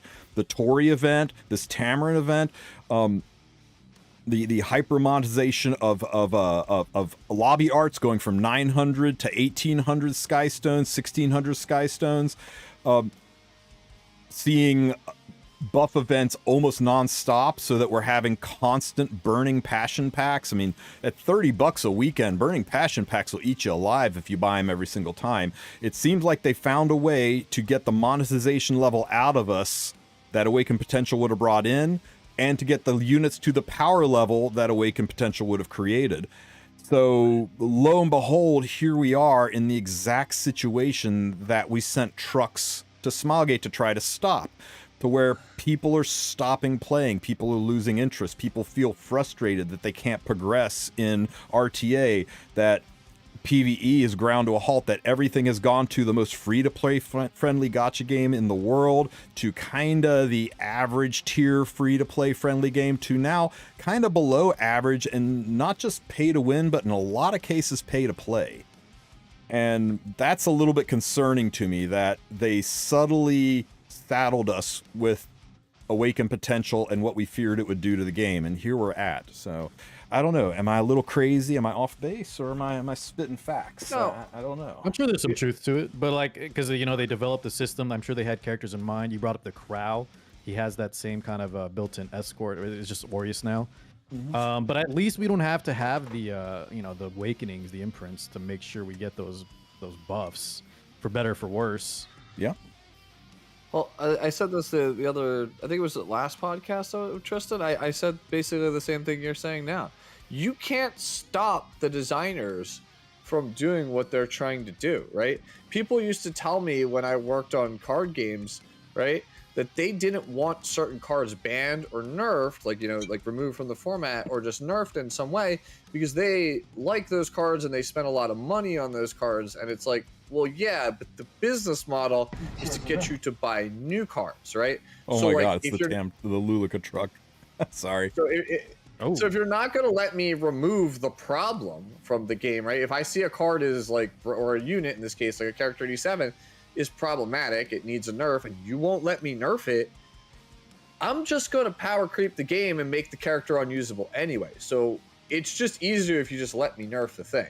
So if they wanted to really force Awakened Potential and we stop them, they will just find a way to do the thing anyway.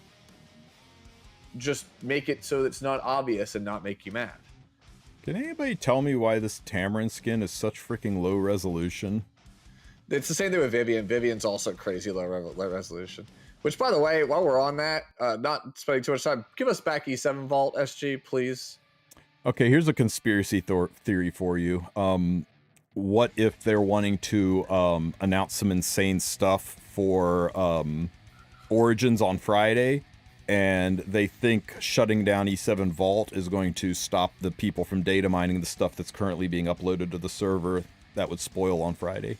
I guess we'll find out, because I think you and me both know that shutting down E7 Vault's not going to do a damn thing to stop data miners. Oh, yeah.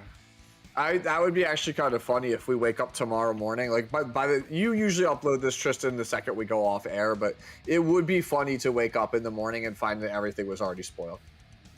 I don't think it would be funny. I legit hate spoilers, and I dislike data mining big time. It's just basically a spoiler to me. I don't like it. The shittiest thing ever this time last year was finding out that Overlord was the collab. I mean, especially after all of the fun videos and theory crafting, find out Overlord was the collab confirmed because somebody looked at the metadata on a web page. I was like, man. Yeah, you're right on that. I was in for me to say that. I was in line for the new Star Wars movie, and some motherfucker coming out of the theater went, "I can't believe they killed Han Solo like that." I almost jumped the line and whipped the shit out of him. I was so pissed off. I hate spoilers. Jesus, Tristen. Was it back in the 80s or what? No, back in the 80s, dude. What's it talking? Okay, you're talking about the newest Star Wars. I know. Yeah. Listen, Tristen always blames me for being old. I had to try to get him back. Y'all weren't supposed to know the details. Fair. Oh my god. So, I Whatever like it that is, they are man, monetizing skins. I wish they would do this more. I think wish we they beat would. that horse dead. Yep. I think, and that's it, guys. Oh, wait. Oh, this is the Origin Countdown coupon code. That's linked in the, that's in the pinned comments. For those of you on YouTube who do not have the ability to click on this, here you go. Here you go. Go to that website, enter in all 4 of those coupons. When you wake up tomorrow, you'll have some free shit in your mailbox. Mostly just charms, but charms and leafs. But definitely grab that. Hell yeah. E7 Vault was killed by an AI copyright infringement detector. Hell yeah. Okay. So Chapter 6 confirmed. Well, yeah, I mean, obviously Origins is going to be referring to the next chapter. Whether it's chapter 0 or chapter 6, it's the chapter 6 of the story, right? It's just, are we going into a prequel? Are we going back to the origin story and now we're going to go off-world and fight gods? Are we going to be jumping through the multiverse and going to the different ML universes? I think that's what we find out on Friday. I think we find out all about chapter 6, the new pro tag, the new big bad, maybe some new units, probably a roadmap of the first few months of chapter 6. And hopefully we get a hint or a clue as to what the collab's going to be. I don't know that that'll be bundled in, but with the way they're hyping it up, it could very well be a part of it because they want to make Friday stupid exciting. And I think if it's just here's chapter 6 and Rand's stepbrother is the new pro tag and the big bad is this silhouette guy with a flower sword, I think people are going to walk away feeling a little wanting. I don't think the level of hype they're building it up is going to be something that benign. I'm expecting a lot, and I know that's setting me up for a big fall, but I'm expecting a lot out of them. We had God Killer 3 seasons ago. That was a god. That was gods who were killing gods. We're going to be humans that are killing gods.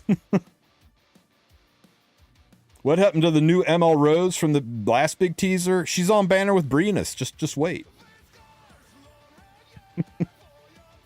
Wasn't God Killer Strays? Technically it was Fastest, but yeah, it was Strays. Strays was just Fastest's meat puppet.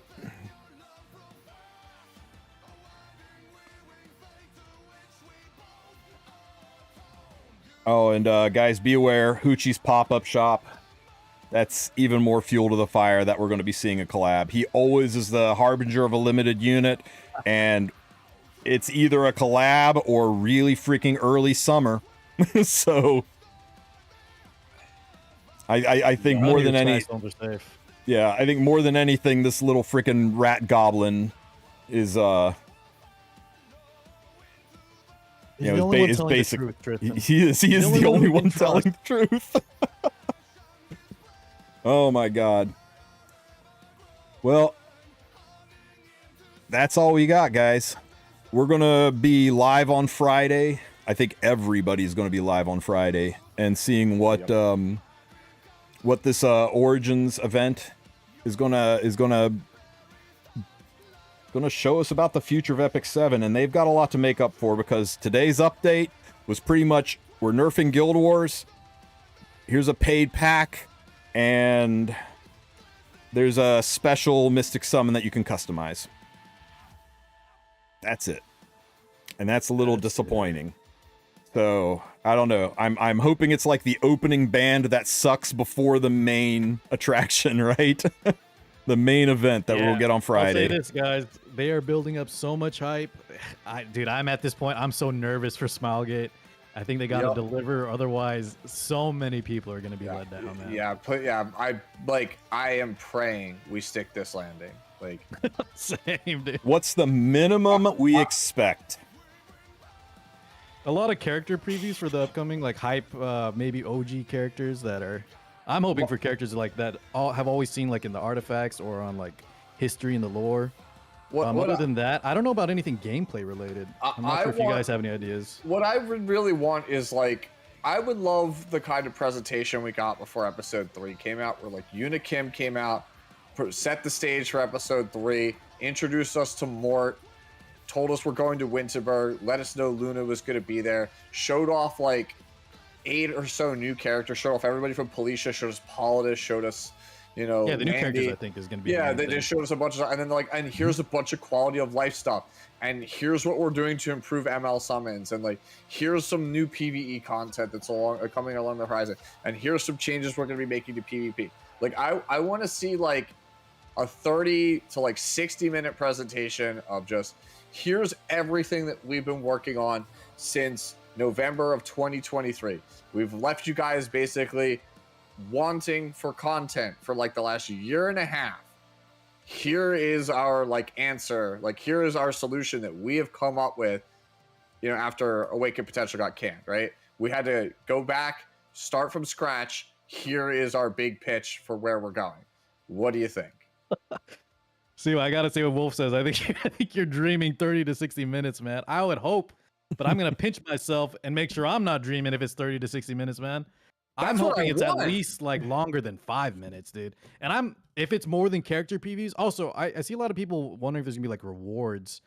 I'm sure they're gonna give something for tuning in, chat, but I wouldn't expect like crazy selectors. Expect that during the anniversary after WC and Look, things like that. I'm just saying, Car, if they could get 25 minutes for just New Moon Luna, I think we could get 30 minutes for whatever Listen, this is. Sue, if you're right, I would be very happy because at least then the hype was real. But I'll believe it when I see it. If it's like 3 to 6 minutes, bro, and we're shelling out money for big name streamers like Lakari just to Yep. to sponsor it. What are we doing here, bro? Like I like Lakari, man. I think he's great, but like it's just like, dude, it's got to be like if you're bringing Lakari in, man, it's got to be something big, right? Well, I mean, they paid people to do like draft mode, so I don't know. Maybe No, you're but- right that there's gonna be some content with it or something. Right? But Like when we brought in like Shy Lily for Dash Pass, like it was like a big, whole like month-long thing, right? Like, Lakari is the homie. He's been loyal to this game for for like a couple of years now. But it's just like Saying that he hates Joe's right. Lakari actively hates E7. they must have paid him Really? a lot. If y'all are saying really, he's I gonna be there actually no, Saturday. I didn't know he actually was like he hated it like that now, man. Okay, well, No, he's I'm a just saying- paid sponsor, White Base. He's not back. He's getting But- cash. But yeah, but to bring Lakari back on board, it has to be worth it, man. Like otherwise, it's just like egg on your face. So like, yeah, a lot of people please. are not big fans. Jen is disappointed with E7, but Lakari hates it. Wow. My minimum expectations, right, with the amount of stuff that there, without the amount of pomp and circumstance and cash and resources that they're throwing at the creators and the influencers to get this up and running and to get it hyped up, I think at a minimum, it's going to give us a roadmap over the next 6 months. It's going to show us where the game is going. It's going to talk about World Cup and probably get that started. Start talking about how they're going to set up the new arena or the new RTA system to get people into World Cup. They'll show some of the animations. We might get a silhouette or a teaser of who the World Cup unit's going to be. I think we're going to see major quality of life updates. I think this is where maybe we finally see gear loadouts. Maybe we finally see penguin sliders. There's going to be some major quality of life updates that have been asked for and unfulfilled for a while. Maybe even Waken freaking potential. I think we will probably get a teaser into the April Fool's event. We'll probably get some shtick. Usually when they do these things, they did the meeting last time where they talked about Pizza Chew being a 47-year-old office worker. Remember that? They did kind of the fun sticks. They'll probably do some of that, a little cringe, but a little fun. There'll be some in-person discussions, question and answers. We will probably get a hint or a clue as to what the collab is if they don't come straight out and say, and this collab's going to happen in 2 weeks. They've got to drop some insane bombs, right? They got to drop some major quality of life, some major future seeing, as well as just introducing what Chapter 6 is and how it ties into the word origins and who this nerd with a sword is too. I think all that's going to happen on Friday. It can't just be a here's a quick little roadmap and some units. Not with the, I mean, the amount of money they would have had to have thrown at Lakari to get him to do this was probably 4 digits. So Yeah, no kidding. that alone, and the amount of resources they're giving out to the influencers to plug this is a significant chunk too. So they are really putting some effort into advertising and marketing this event. And I think they wouldn't do that. Smilegate's pretty good when it comes to where they spend their money and how they make their money. So I think they would, if they're throwing this much effort into it, if you swing in the axe, it better kill. And Yeah, they're swinging the axe hard for this. It better kill, and I'm expecting it to kill. It should, because otherwise you end up with the Thanos situation. Shoulda aimed for the head. Yes. So that's I'm expecting big things, and I will be crazy disappointed otherwise. And I don't think I will be. I really think it's going to be one of those things where like it just keeps hitting. Like remember the old roadmaps? Like oh my god, oh my god, oh my god. I think it's going to be crazy like that. I miss that feeling. Joe, Yeah. which Japanese VTuber did they sponsor? Do you know? If they sponsored somebody from HoloLive or they sponsored Keys and I, then like it better not miss. People who are already official content creators for Smilegate and are getting a monthly allowance aren't going to be offered direct cash sponsorships. We're already on the hook. Yeah, So, it would be nice though, man, to reward the loyal people that have been sticking around. Just saying. yeah. Yep. That's not how it works though. Like with any game, it's not how it works. Actually, Crank, we actually got two HoloLive streams for Epic 7 in the past. He's saying I missed the one. We had two. To be fair, we only had two because they messed up the first one. Kiara was the second one. Crony was the first one. Did we ever hear who the JP influencer was? The VTuber? I don't know who it is. No, actually, I don't know who he says. I don't know who it is. So yeah. Crank, just real fast. It was not Kiara who messed it up. Crony and Kiara got their schedules wrong. Crony, it was supposed to go live a certain spot, and Kiara just didn't show. So Crony just awkwardly was like, "My friend plays it, and he says it's really fun." And like that's all she had to go off. Tris, not to spill too much tea here, but there were times in the past where even though they brought on those big VTubers and like Lakari and all them, they did sometimes give us a kickback. So it's a possibility. True. I'm just telling y'all, you know, don't give up if we want to ask for more than Sky Stones, you know? Well, Sky Stones are nice. Don't get me wrong. I like the Sky Stones, but got mouths to You're gonna feed. need them for the Tama pack too. So it's Sweetly, the HSR. Looks like the HSR content creator. They have apparently Sweetly is apparently sponsored by them. Yeah, they do Honkai Star Rail content. nice. Yeah, so like that's a pretty big Hoyo content creator, by the way. Yeah, so like I said, they're pulling out all the stops, right? This is not a small thing, right? The category will probably be packed. Like, you probably will see more people on Friday night for Epic 7 Origin Reveal than like any time all year, save for maybe like E7 WC. Like, I expect the category to have probably 10,000 people in it. Who else they got promoting? I mean, I don't know. I can tell you this, and I don't care. It's not like it's like super top secret. They didn't say not to say things about it, but I can tell you that like every single official content creator for Epic 7 got an email saying, we want you to promote it. If you do it this way, and this way, here are some Skystone rewards for promoting it. We really want to make a big thing out of this, so make sure that you make videos, you stream it, you get your communities excited. So, I mean, they reached out and offered things to all of their influencers to try to get this going, and they're going out and doing paid influencers with non-official content creators to try to bring in large communities' attention to this, to try to bring people into the game. They're putting a lot of effort and cash into this.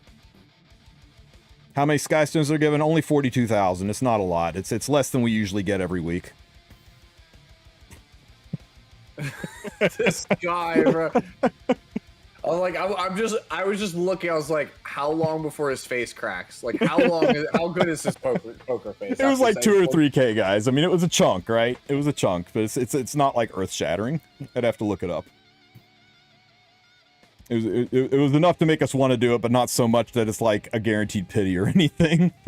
Yeah. It covers the Tama pack, chat. I got some people in chat. Maybe a little bit of change. Whatever it is, guys, like, I'm really pulling for this one. This is like this is the spirit bomb, right? That's what I'm hoping. Jenna Burgess' bridge with Smilegate. I think if Jenna said, hey, I want to make content for Smilegate again, they'd be like, welcome back, brother. Yeah. It's really hard to burn. I mean, Tenha is about the only person I can think of who actually burned a bridge with Smilegate. It takes effort to burn a bridge with Smilegate. Here's all the JP VTubers that are sponsored to do it. I mean, Jenna was actively mean to them, but he never really like crossed the line of just giving his opinion. Right? He didn't. Not really. He in Korea also was a little bit of a yeah, Tenhall being in right? Korea was a factor. Yeah.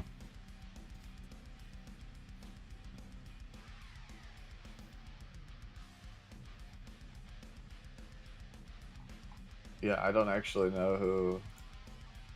What's this? Yeah, this is who. Oh, there we go. The JP VTubers that they got. Like I said, I don't recognize it. It's definitely it's not hard. It's a different agency, right? This is your world, Sue, not mine.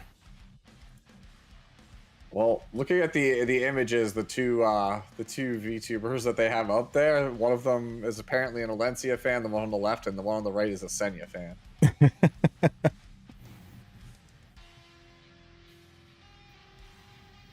All right, guys, it's late,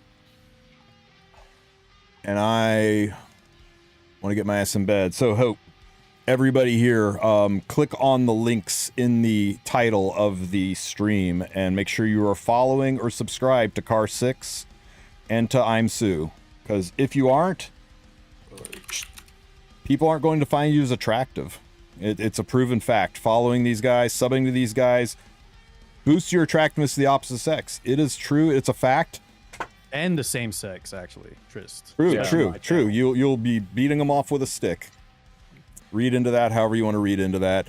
For real, guys, anything you guys want to plug, anything you're doing, anything new and exciting in your worlds? I hear Sue is like looking at playing some Etheria Restart soon. Is that right, Sue? That is correct, yeah. And Car, you're knocking it out of the park with Daphne, right? Oh, dude, I'm on a variety kick, chat. So yeah. You know, if the E7 Origin thing isn't as hype as we're all hoping, I'm trying out a lot of games. Etheria is one of them too. I'm looking forward to that. I'm playing the shit out of Raid. I'm glad that's going well for you, man. I'm having such a blast in this game. It's so freaking much fun. Sign up for his Raid thing, guys. I had a few people in my chat ask if Raid's worth, and I said, hey, hit up Tristen. It is giga worth, guys. Raid kick. Unless all you play this stuff for is for RTA, I'm not a fan of the RTA so far, but I'm only like 25 days into this. If it'd be like if you started Epic 7 RTA, right, and you're so late to it. I'm sure it's gonna take some time. Yeah, dude, there's so much freaking PvE, dude. There's so much. Every single one of these is a PvE stage. Every single one of these is a PvE stage. Every single one of these is a PvE stage. They got freaking three. They got 3 world bosses. They got an arena that resets every so often, and that you can farm repeatedly for gear. Their Guild Wars thing, actually, the UI looks better than our UI for Guild Wars. Yeah. And I have no idea what Cursed City even is, but it looks metal as fuck. So I'm looking forward to that. Yeah, no, to your comment about Etheria, though, yeah. So originally I played Etheria back in January, if you guys recall, for the closed beta. And I felt that the game was just kind of average. That was my original takeaway from it. Apparently, they saw my video on it and were like, hey, what can we do to make it better? Like, you know, would you be willing to cover the game again? Give it a second chance. And I was like, wait, these people actually, they seem to care, right? And so we'll see. It's apparently coming out in a couple of weeks, so we'll see what changed. All right, we'll give it another shot. Yeah, that's what I'm hoping. Devs, listen, like, right? Because that's what I need. I really think that's what you need to succeed in 2025 as a gacha game. I think you need a fun game with a good hook, something that makes people want to play it, right? An active community, and you need more than all of that. You need devs who listen. Yep. I know we always meme about Kana saying, you know, devs cooked or devs listen, but like that's that and bringing new players into your game, that is the lifeblood that keeps your game going. That's what I want to see. So I know people say I've become a doomer a lot lately. No, bro, it's just because my heart, it beats for this game, and I want that fire from the devs. Right? I want that fire. Like the community has fire for the game, but I'm not seeing that from my development team. I want that from my development team.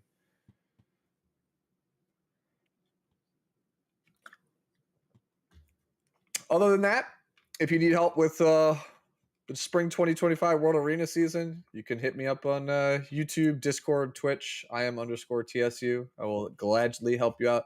Again, please don't wait till the very end of the season. Reach out to me tomorrow or this weekend.